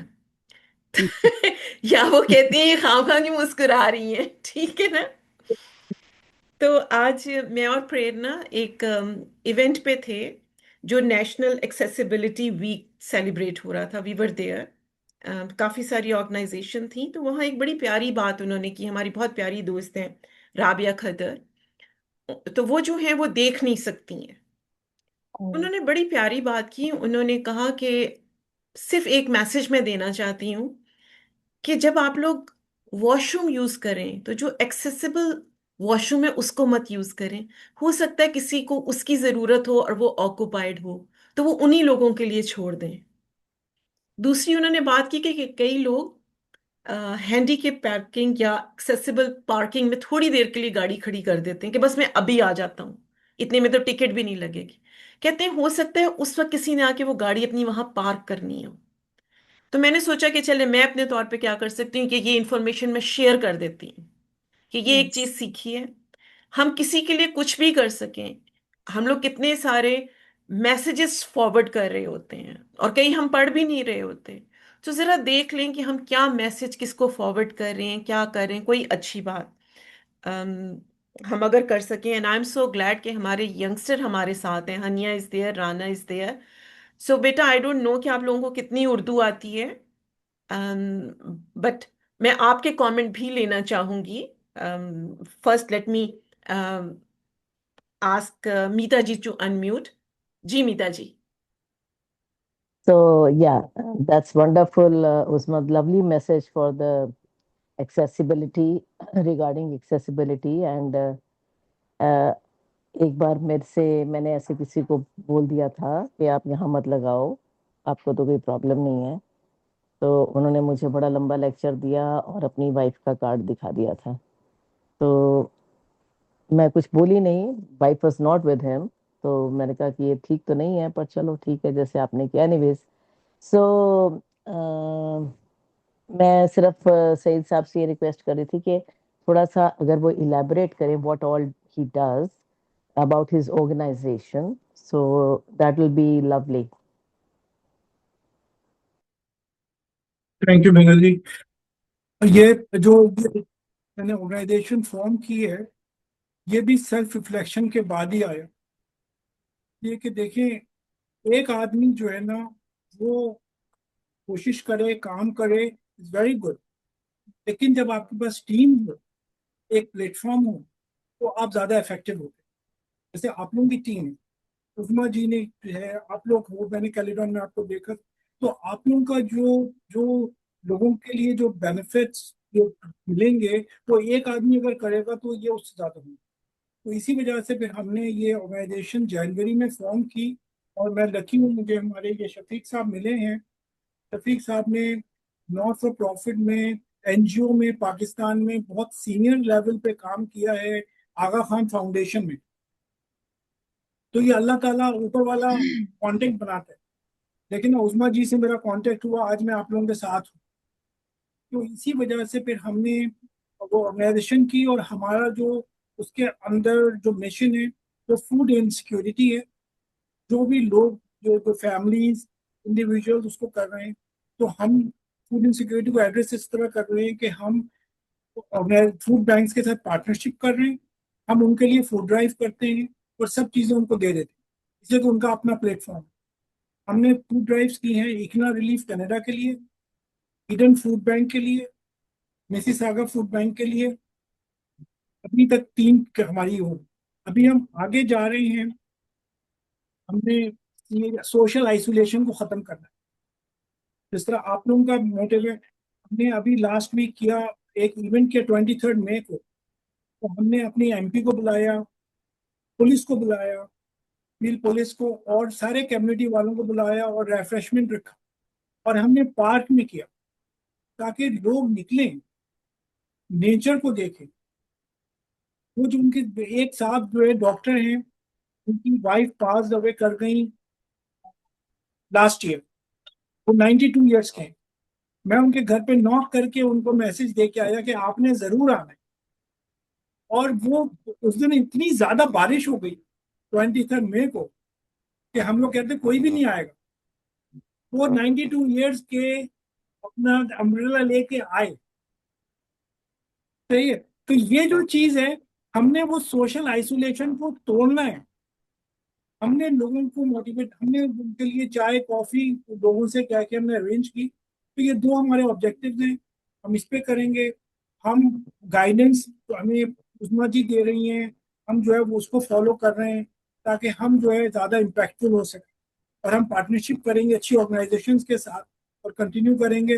और हम, हमारा लर्निंग कर्व है, हम आप लोगों से सीखते रहेंगे।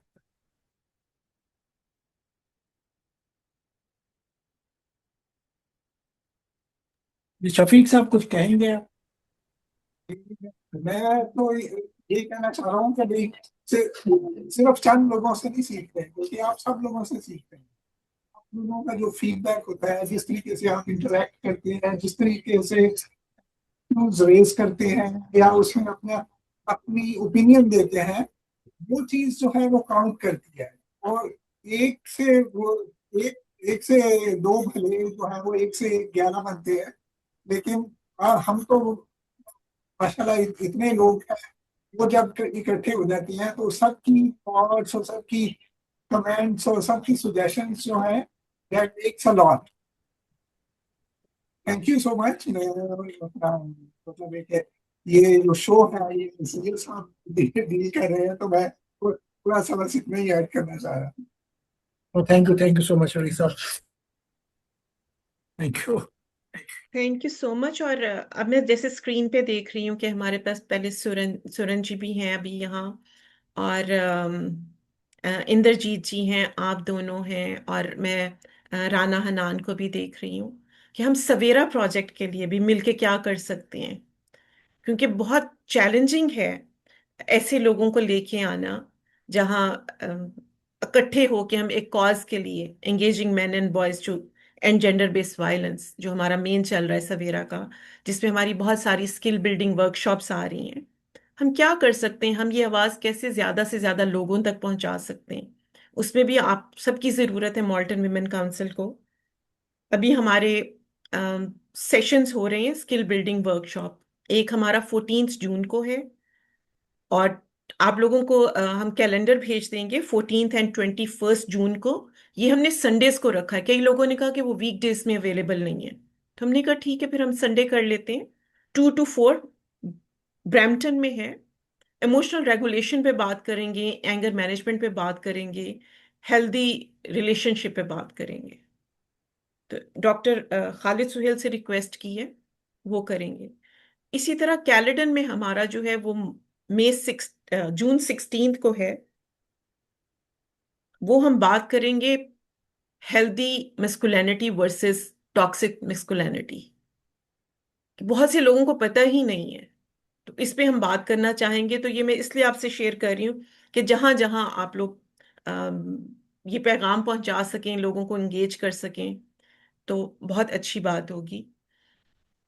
हमारा जो इस दफा के कुछ सेशंस हैं, गुलनाज आप कर सकती हो यहाँ calendar share.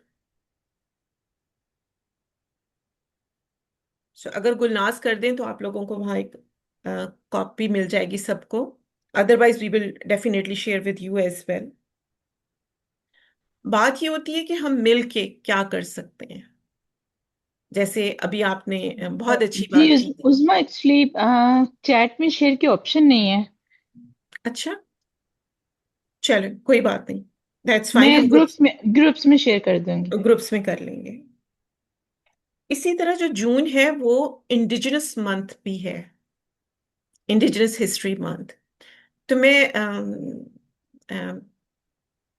Hanan, I am not putting you on the spot, लेकिन अगर आप उस पर एक प्रेजेंटेशन हमें बना दो तो बहुत अच्छी बात होगी। हम चाह रहे हैं कि हम आपको भी इंगेज करें। मुझे नहीं पता आप कितने कंफर्टेबल हो प्रेजेंटेशन देने में, लेकिन अगर आप बना लो और आपके साथ हानिया और लाइबा मिलके करें तो बहुत अच्छी बात है कि हम यंगस्टर्स को भी लेके आए इन प्रोग्राम्स में और वो हमसे शेयर करें, क्योंकि हो सकता है उन्हें जो नॉलेज हो वो हमसे कहीं ज्यादा हो, इस पे इनका एक्सपोजर भी शायद ज्यादा हो। We will try. तो अपने तौर पे हम जो कर सकते हैं, जहां जहां कर सकते हैं, वो कोशिश है। 17 को प्रेरणा हमारे साथ एक सेशन कर रही है। Prerna, are you there? Yeah, I'm here. आप Yeah. अपने थोड़ा सेशन के बारे में बताओ। हमारा वेंसडे का जो सेशन होना है 17th, इज इट 17th जून और 16? I think 17th it's June. 17th. आप थोड़ा सा बताओ ताकि सबको पता हो कि हमारे जून में क्या क्या प्रोग्राम्स आ रहे हैं। Sure. So I'm thinking कि हम brain health and sorry, just give me one second एकदम से yeah, That's it. it's gonna be on brain health and tips. सो उसमें मेरा मेन फोकस होगा टू मेक अवेयर कि हम क्या ऐसी चीज़ें करें जो हमारी ब्रेन हेल्थ के लिए बहुत इंपॉर्टेंट हो, और क्या ऐसी वेज हम अपनी लाइफ में इंट्रोड्यूस करा पाएँ जिससे कि हम अपनी ब्रेन हेल्थ को और भी बेटर कर सकें। आजकल नई टर्म है, इट्स न्यूरोप्लास्टिसिटी। इट्स दैट कि हम न्यू कनेक्शंस अपने ब्रेन में बिल्डअप कर सकते हैं और जो पुराने कनेक्शंस वीक हो चुके हैं हम उसको भी रीजनरेट कर सकते हैं। It's called neurogenesis. So my main focus is like how we can make our life more better and how जो आजकल हमारी साउथ एशियन कम्युनिटी में डिमेंशिया बहुत पीक पे है। ऑफ कोर्स हम इसको अवॉइड नहीं कर सकते, बट हम अपनी लाइफ में कुछ ऐसे चेंजेस लेके आ सकते हैं जिससे इसको हम थोड़ा सा मैनेजेबल कर सकते हैं और इसको अर्ली स्टेजेस पे हम समवेयर जो है हम इसकी प्रिवेंशन की तरफ भी काम कर सकते हैं। So it's all about that and I am still working on it. Thank you Prerna. Actually इसका नाम अगर आप फ्लायर पे देखें ना, अब चेंज हो चुका है, तो माइंड बॉडी एंड स्पिरिट है। तो हमने कहा कि ठीक है, आज हमने दिल की बात कर ली, कुछ हम दिमाग की बात कर लेंगे, अब वो जो रूह की बात रह जाती है। तो जो लास्ट वेंसडे है हमारा, उसका जो सेकंड हाफ है, उसमें हमने सोचा कि हम सीनियर्स टैलेंट शो रख लेते हैं। हमारे सारे टैलेंटेड सीनियर्स हैं यहाँ, तो हम उनको एंगेज करते हैं। तो आप लोग सोचिए क्या कर सकते हैं, क्या है आपके जहन में, आप गुलनाज को बताइए, मुझे बताइए, and then we will plan something. Similarly Caledon में हम आई बिलीव 18 जून को in person seniors talent show कर रहे हैं। उसमें हमारी कोशिश है कि पहले हम सिर्फ ज्यादा विमेन के साथ करते थे, कि इस दफा अगर कपल्स हों या मैन भी हों तो हम उनको लेके आए और उनके साथ सीनियर्स टैलेंट शो करें। तो ये कुछ चीजें थी मॉल्टन विमेन काउंसिल के हवाले से, मैंने कहा मैं आपको बताऊं। प्लीज हमारी वेबसाइट्स देखिए, हमारी 3 वेबसाइट्स हैं। एक मॉल्टन विमेन काउंसिल की है, गुलनाज आप चैट में लिख सकती मॉल्टन विमेन काउंसिल की वेबसाइट।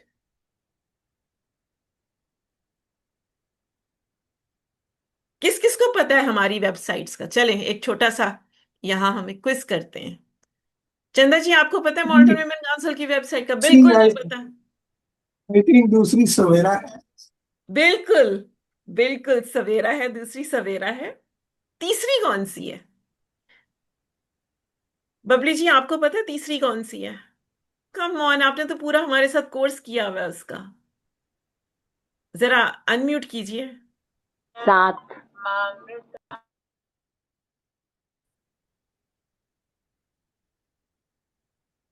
बबली जी का अनम्यूट नहीं हो रहा जी। या वो जो टीडी वाला और वो करा था हमने प्रोग्राम किया था ना, या वो किससे रिलेटेड था? उसमें क्या क्या किया था हमने? अपना अपना टैलेंट जो था, बिजनेस। या तो वो है, हमारी वेबसाइट है south Asian women in business की। बिजनेस नोट कर लेना जरा। जी हाँ, आप नोट कीजिए और आप लोग इनको विजिट भी करें। आप देखिए, ताकि आप लोगों को थोड़ा आइडिया हो कि मॉल्टन विमेन काउंसिल क्या क्या काम कर रही है। Malton ji, Malton women council. Women council. हाँ, जी हाँ। अच्छा, सेकंड वाली आपने बताई सवेरा। जी, सवेरा हाँ जी, .community है। हाँ जी, और तीसरी जो है हाँ जी। वो sort.biz, मैं इसमें लिख देती हूँ। ओके, लिख दीजिए। जी हाँ, वो है south Asian women in business के नाम से है। अगर आप उसको भी गूगल करें मॉल्टन विमेन काउंसिल का नाम डाल के, तो आपको मिल जाएगी। और हमारी मेन वेबसाइट से ये सब लिंक्ड है, आप वहां से भी देख सकते हैं। तो हमारे होता ये है कि जब थोड़ी सी कन्वर्सेशन कम हो जाती है, तो फिर हम उस टॉपिक पे थोड़े गाने लेके आते हैं। तो दिल के लिहाज से आज कोई गाना सुना दे तो बहुत ही अच्छी बात है। 2 लाइनें सुना दें। मुझे नहीं पता कि शफीक साहब आप कितना गाते हैं। जी शफीक साहब।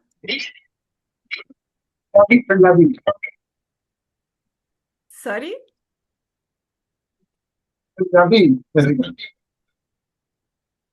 आप 2 लाइनें सुनाइए जनाब, करीब आके सुनाइए ताकि।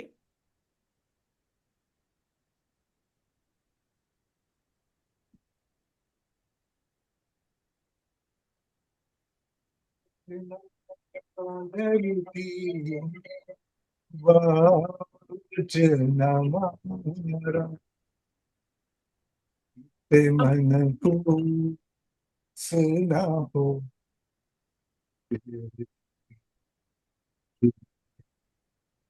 आपकी आवाज कट रही, जरा और करीब आ जाइए ताकि हम सारे एंजॉय तो कर सकें।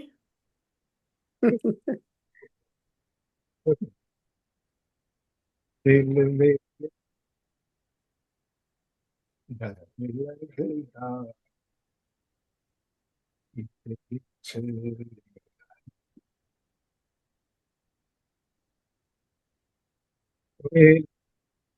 दी लज रख लगी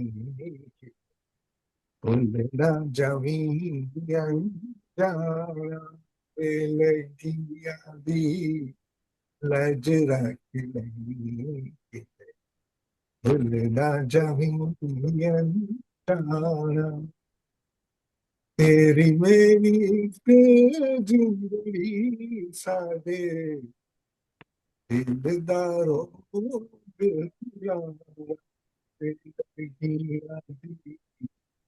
जिला खिलनी भूलना जमीनिया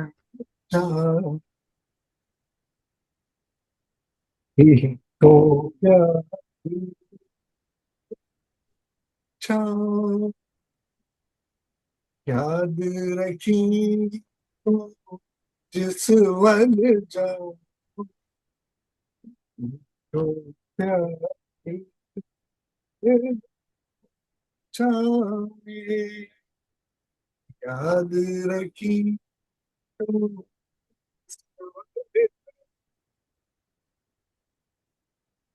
आवाज कट रही है ना?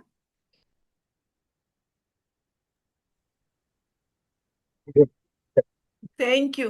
तो इंद्रजीत जी, मैं आपकी तरफ आती हूँ। उससे पहले कोई बताएगा कितनी दफा इन्होंने दिल कहा इस गाने में, जितने भी आपको सुनाई दी है?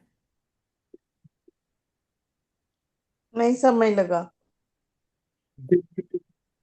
कितनी दफा दिल था जी मीता जी? अंदाजे से 5 बार तो होगा। अंदाजा कर दिया। जितना समझ में आ रहा था, स्थाई रिपीट हो रहा था ना, स्थाई में आ रहा था दिल काफी बार।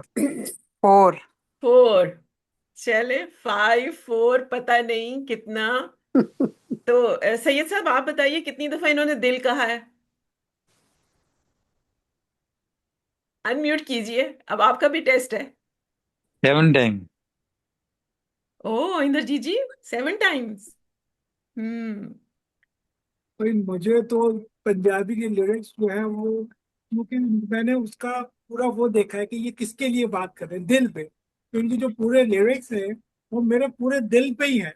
उसे कवर करते हैं।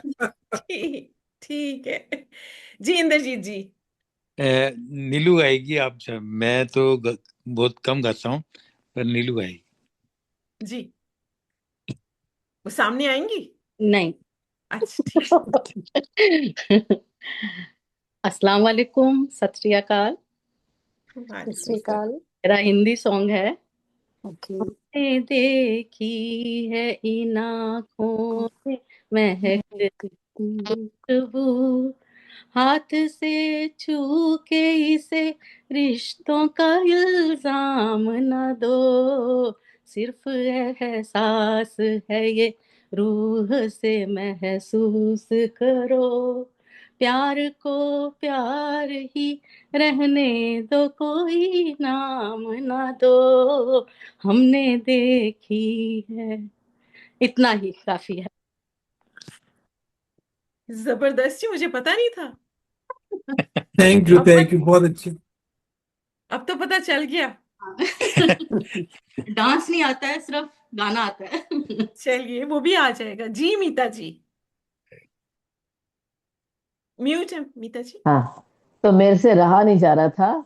तो कल ही हमने एक्चुअली नरगिस जी को ट्रिब्यूट दी थी, तो एक बहुत प्यारा गीत है उनका, उनके ऊपर फिल्माया हुआ। और जो आज का मौजू है, और स्पेशली मेंटल हेल्थ और सोशल हेल्थ की बात की है, और इनर रिफ्लेक्शन की बात की है हमारे सईद साहब ने। दिल की रह खोल दो, चुप ना बैठो, कोई गीत गाओ, दिल की गिरह खोल दो, चुप न बैठो, कोई गीत गाओ। हाँ, महफिल में अब कौन है अजनबी, तुम मेरे पास आओ, दिल की गिरह खोल दो, चुप न बैठो, कोई गीत गाओ। मिलने दो बस अब दिलों को, मिटने दो मजबूरियों को, शीशे में अपने डुबो दो, सब फासलों दूरियों को। आंखों में मैं मुस्कुराऊं, तुम्हारे जो तुम मुस्कुराओ, दिल की गिरह खोल दो, चुप न बैठो, कोई गीत गाओ। Thank you. जबरदस्त थैंक यू, गाना है। ब्यूटीफुल। बड़ा सुंदर गाना गाया, प्यारा शुक्रिया प्यारा। शुक्रिया कमला शुक्रिया जी, आप भी गाना चाहेंगी? आपने अपनी खिड़की से अपना चेहरा दिखाया है हमें। खिड़की से वो मेरे को माता के भजन ही आते हैं। कमला जी बहुत अच्छा वो गाती हैं। कमला जी सुनाओ वो वाला, कमला जी को बोलो। हाँ, तोरा मन।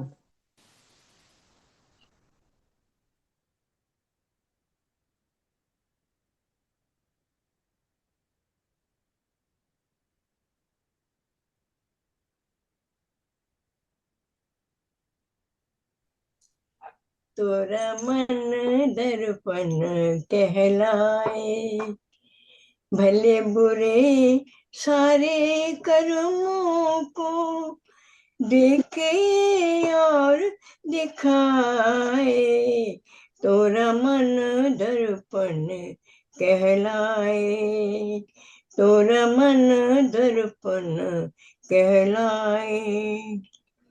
मन ही देवता मन ही ईश्वर, मन से बड़ा न को, मन ही देवता मन ही ईश्वर, मन से बड़ा न कोई। मन उजियारा जब जब फैले, जग उजियारा हो, इस उजले दर्पण पे प्राणी धूल न जमने पाए, तोरा मन दर्पण कहलाए, तोरा मन दर्पण कहलाए। मैं तो तबीयत ठीक नहीं थी, लेट गई थी।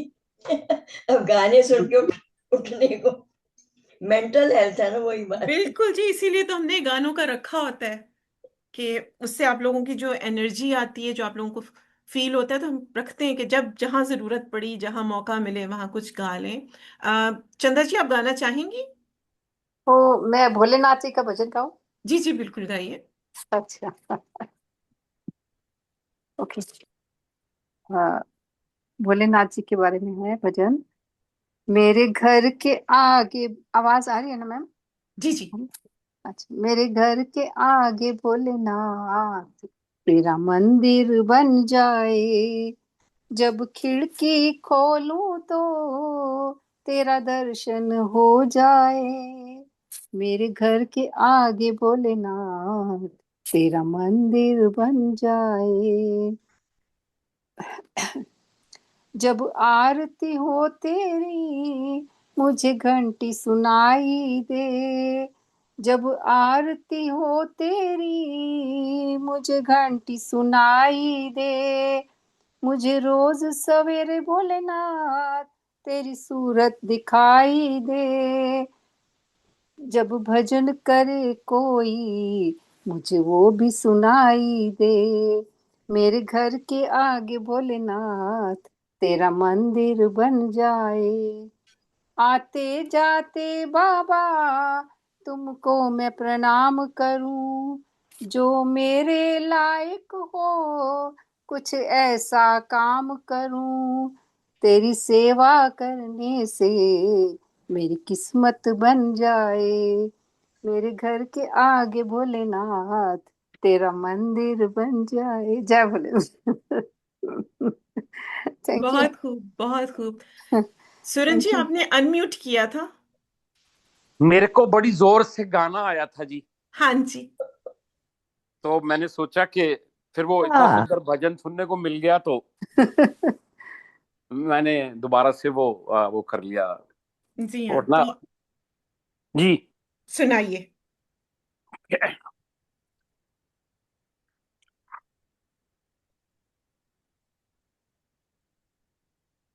मैं बीच में से अच्छा लगता अंतर से ही शुरू करना जी। तो आप कैमरा ऑन करना चाहेंगे कि नहीं? नहीं नहीं, मेरी वो आज ठीक है। आज मैं नहाया हूं तो नजर लग जाती है फिर। तुसी केड़ा कोई पग बननी होंदी है। ये गल ठीक है। पोनी करनी होती है। चलो जी, खैर जी। तुझे गंगा मैं समझूंगा, तुझे जमुना मैं समझूंगा, तू दिल के पास है इतनी, तुझे अपना मैं समझूंगा। अगर मर जाऊं रूह भटकेगी तेरे इंतजार में, इंतजार में, इंतजार में। ये मेरा प्रेम पत्र पढ़कर के तुम नाराज ना होना, कि तुम मेरी जिंदगी हो, कि तुम मेरी बंदगी हो। ये मेरा प्रेम पत्र पढ़कर तुझे मैं चांद कहता था, मगर उसमें भी दाग है। तुझे सूरज मैं कहता था, मगर उसमें भी आग है। तुझे इतना ही कहता हूँ कि मुझको तुमसे प्यार है, तुमसे प्यार है, तुमसे प्यार है। ये मेरा प्रेम पत्र पढ़कर कि तुम नाराज ना होना, कि तुम मेरी जिंदगी हो, कि तुम मेरी बंदगी हो जी। जबरदस्त जी, जबरदस्त। दिल ही दिल आ रहे थे यहाँ तो। मैं तो सैयद साहब को एक ये ऐसे इतने खूबसूरत गाने के बाद मैं सैयद साहब को एक सलाह देना चाहती हूँ। वो मान साहब का गाना कि दिल दा मामला दिल है, दा, तो हाँ मैं भी वही आप बोलना। आप अपना ये नहीं वो बयान जी तुसी गाना, मैं सिर्फ दस रही हाँ कि सैयद साहब ਨੂੰ ना कैप्शन कर बना, सैयद साहब ਨੂੰ कैप्शन बना लेना चाहिए, जरूर जरूर। दिल दा दा मामला है। मामला अब है। बयान जी गाएंगे, ये बयान जी गाएंगे, नहीं ठीक है। नहीं, तुसी ना थोड़ा ना मैं जाइए नहीं ना। गाना ना, हाँ गाओ। दिल दा मामला है, दिल दा मामला है, कुछ तां करो सजन, तौबा खुदा दे वास्ते, इंज ना करो सजन। दिल दिल दा मामला है, दिल दा मामला है, नाजुक जिहा दिल है मेरा, आज तो दिल होया तेरा, रात नू नींद ना आवे, खान नू पवे हनेरा, सोचां विच गोते खांदा, चढ़दा है नवां सवेरा, ਏਦਾਂ ਜੇ ਹੁੰਦੀ ਰਹਿੰਦੀ ਹੋਵੇਗਾ ਕਿਵੇਂ ਬਸੇਰਾ, ਇੱਕੋ ਗੱਲ ਕਹਿੰਦਾ ਤੈਨੂੰ ਮਰ ਜਾਏਗਾ ਆਸ਼ਕ ਤੇਰਾ, ਇੰਜ ਨਾ ਕਰੋ ਸਜਨ। ਦਿਲ ਦਾ ਮਾਮਲਾ ਹੈ, दिल दा मामला है, दिल दा मामला है। बहन जी, दिले थैंक यू। नादान तुझे हुआ क्या है, ਅੱਗੇ आखिर सुनो इसका जी, दवा क्या है। ਅੱਗੇ ਸੁਣੋ। ਦਿਲ ਦੀ ਗੱਲ ਪੁੱਛੋ ਹੀ ਨਾ, ਬਹੁਤਾ ਹੀ ਲਾਪਰਵਾਹ ਹੈ, ਪਲ ਵਿੱਚ ਕੋਲੇ ਹੋਵੇ ਪਲ ਵਿੱਚ ਹੈ ਲਾਪਤਾ ਹੈ, ਦਿਸਦੇ ਨਹੀਂ ਦਰਦੇ ਵੱਲੇ, ਦਰਦਾਂ ਦੀ ਦਰਦ ਦਵਾ ਹੈ, ਮਸਤੀ ਵਿੱਚ ਹੋਏ ਜਤਨ, ਫਿਰ ਤਾਂ ਇਹ ਬਾਦਸ਼ਾਹ ਹੈ, ਫਿਰ ਤਾਂ ਇਹ ਕੁਝ ਨਹੀਂ ਵੇਂਦਾ, ਚੰਗਾ ਹੈ ਕੀ ਸਵਾ ਹੈ, ਮੈਂ ਹਾਂ ਬਸ ਮੈਂ ਹਾਂ ਸਭ ਕੁਛ, ਕਿਹੜਾ ਸਾਲਾ ਖੁਦਾ ਹੈ, ਦਿਲ ਦੇ ਨਹੀਂ ਦਰਦੇ ਵੱਲੇ, ਆਸ਼ਿਕ ਨੇ ਰਹਿੰਦੇ ਕੱਲੇ, ਤਾਈਓ ਤਾਂ ਲੋਕੀ ਕਹਿੰਦੇ ਆਸ਼ਿਕ ਨੇ ਹੁੰਦੇ ਝੱਲੇ, ਸਜਣਾ ਦੀ ਯਾਦ ਬਿਨਾ ਕੁਛ ਇੰਨਾ ਨਹੀਂ ਹੁੰਦੇ ਪੱਲੇ ਜੀ, ਦਿਲ ਨੂੰ ਬਚਾ ਕੇ ਰੱਖੋ ਸੋਹਣੀਆਂ ਚੀਜ਼ਾਂ ਕੋਲੋਂ, ਇਹਨੂੰ ਛੁਪਾ ਕੇ ਰੱਖੋ, ਨਜ਼ਰ ਕਿਤੇ ਲਾਣਾ ਬੈਠੇ, ਚੱਕਰ ਕੋਈ ਪਾਣਾ ਬੈਠੇ, ਇਹ ਜੀ ਕੋਈ ਲਗਾਮ ਕਸੋ ਜੀ, ਧੋਖਾ ਕਿਤੇ ਖਾਣਾ ਬੈਠੇ, ਦਿਲ ਹੈ ਸ਼ੀਸ਼ਾ ਦਾ ਖਿਲਾਉਣਾ, ਟੁੱਟਿਆ ਫਿਰ ਰਾਸ ਨਹੀਂ ਆਣਾ, ਦਿਲ ਹੈ ਸ਼ੀਸ਼ਾ ਦਾ ਖਿਲਾਉਣਾ, ਟੁੱਟਿਆ ਫਿਰ ਰਾਸ ਨਹੀਂ ਆਣਾ, ਹੋ ਪੀੜਾ ਖਰੋ ਸੱਜਣ ਦਿਲ ਦਾ ਮਾਮਲਾ ਹੈ। ਵਾਹ ਜੀ ਵਾਹ। ਵੈਸੇ ਤਾਂ ਉਹ ਕਹਿੰਦੇ ਨਾ ਇਸ਼ਕ ਅੰਨਿਆਂ ਕਰੇ ਸਜਾਖਿਆਂ ਨੂੰ, ਨਾਲ ਦੀ ਕੋਈ ਮਰਦ ਦੀ ਕੋਣ, ਜੇ ਕਰ ਲਾ ਬਈਏ ਤਾਂ ਫਿਰ साथ दइए। ये मैं गारंटी से कह सकती हूँ सैयद साहब, आप कहीं भी प्रेजेंटेशन दे दें पूरी दुनिया में, ये आपको कहीं नहीं मिलेगा। एक्सक्लूसिवली मॉल्टन वुमेन काउंसिल, प्रेजेंटेशन के बाद, दिल की प्रेजेंटेशन के बाद दिल के मामले तक पहुंच गई बात। दिल के मजबूर कर दिए ना सही नहीं कहा ना कि हमने पेस मेकर लगाया है, जिसने पेस मेकर नहीं लगाया उसके लिए ठीक है। बबली कोई गाना गाना चाहती है, बबली नहीं मैंने बोल दिया बस, दिले नादान तुझे हुआ क्या है, एक लाइन सुना देना, सुना दो, दिले सुना दो, अच्छी तरह गा के सुनाओ। नो डांट खाती है बड़ी। वो सुना दो, दिल चीज क्या है आप मेरी जान लीजिए। दिल के ऊपर तो पता नहीं हजारों ही मिल जाएंगे, हजारों ही गाने हैं। दिल तो बच्चा है, हाँ थोड़ा कच्चा है जी। वाह जी वाह, बहुत बढ़िया। सैयद साहब क्या माहौल कर दिया आपने, दिल दिल कर दिया सब जगह। बबली जी आप गा रही हैं? नहीं नहीं गा रही। रिंटू जी आपका क्या है, सीन चल रहा, आप गा सकती हैं? वो दिल पे दिल दे रही हैं। हाँ दिल फेंकी जा रही है पर सुना नहीं रही, मन ही मन गा रही है वो हो सकता है किसी ऐसी जगह पे हो जहाँ से ना गा सके। हाँ अदरवाइज गाए बिना थोड़ी रह सकते हैं। उनका दिल म्यूट पे चला गया। वो कभी ना ही हो तो अच्छा है। सब मिल के गाओ। नहीं अभी सुरेन जी अभी धड़क रहा है। बस ठीक है, फिर दिल तो पागल है। नहीं सईद साहब की कोई फरमाइश आई है क्या? दिल तो पागल है, दीवाना है। दिल तो पागल है, बोलो दिल दीवाना है। आगे क्या है, मेरे को इसके लिरिक्स तो आते हैं। जी वो करो, दिल चीज क्या है आप मेरी जान लीजिए। पहली बार देखा सपना याद है यार, आ जाएगा यार। सीने में फिर आग लगाता है, सारी सारी रात जगाता है, वही सीने में फिर आग लगाता है, आग लगाता है।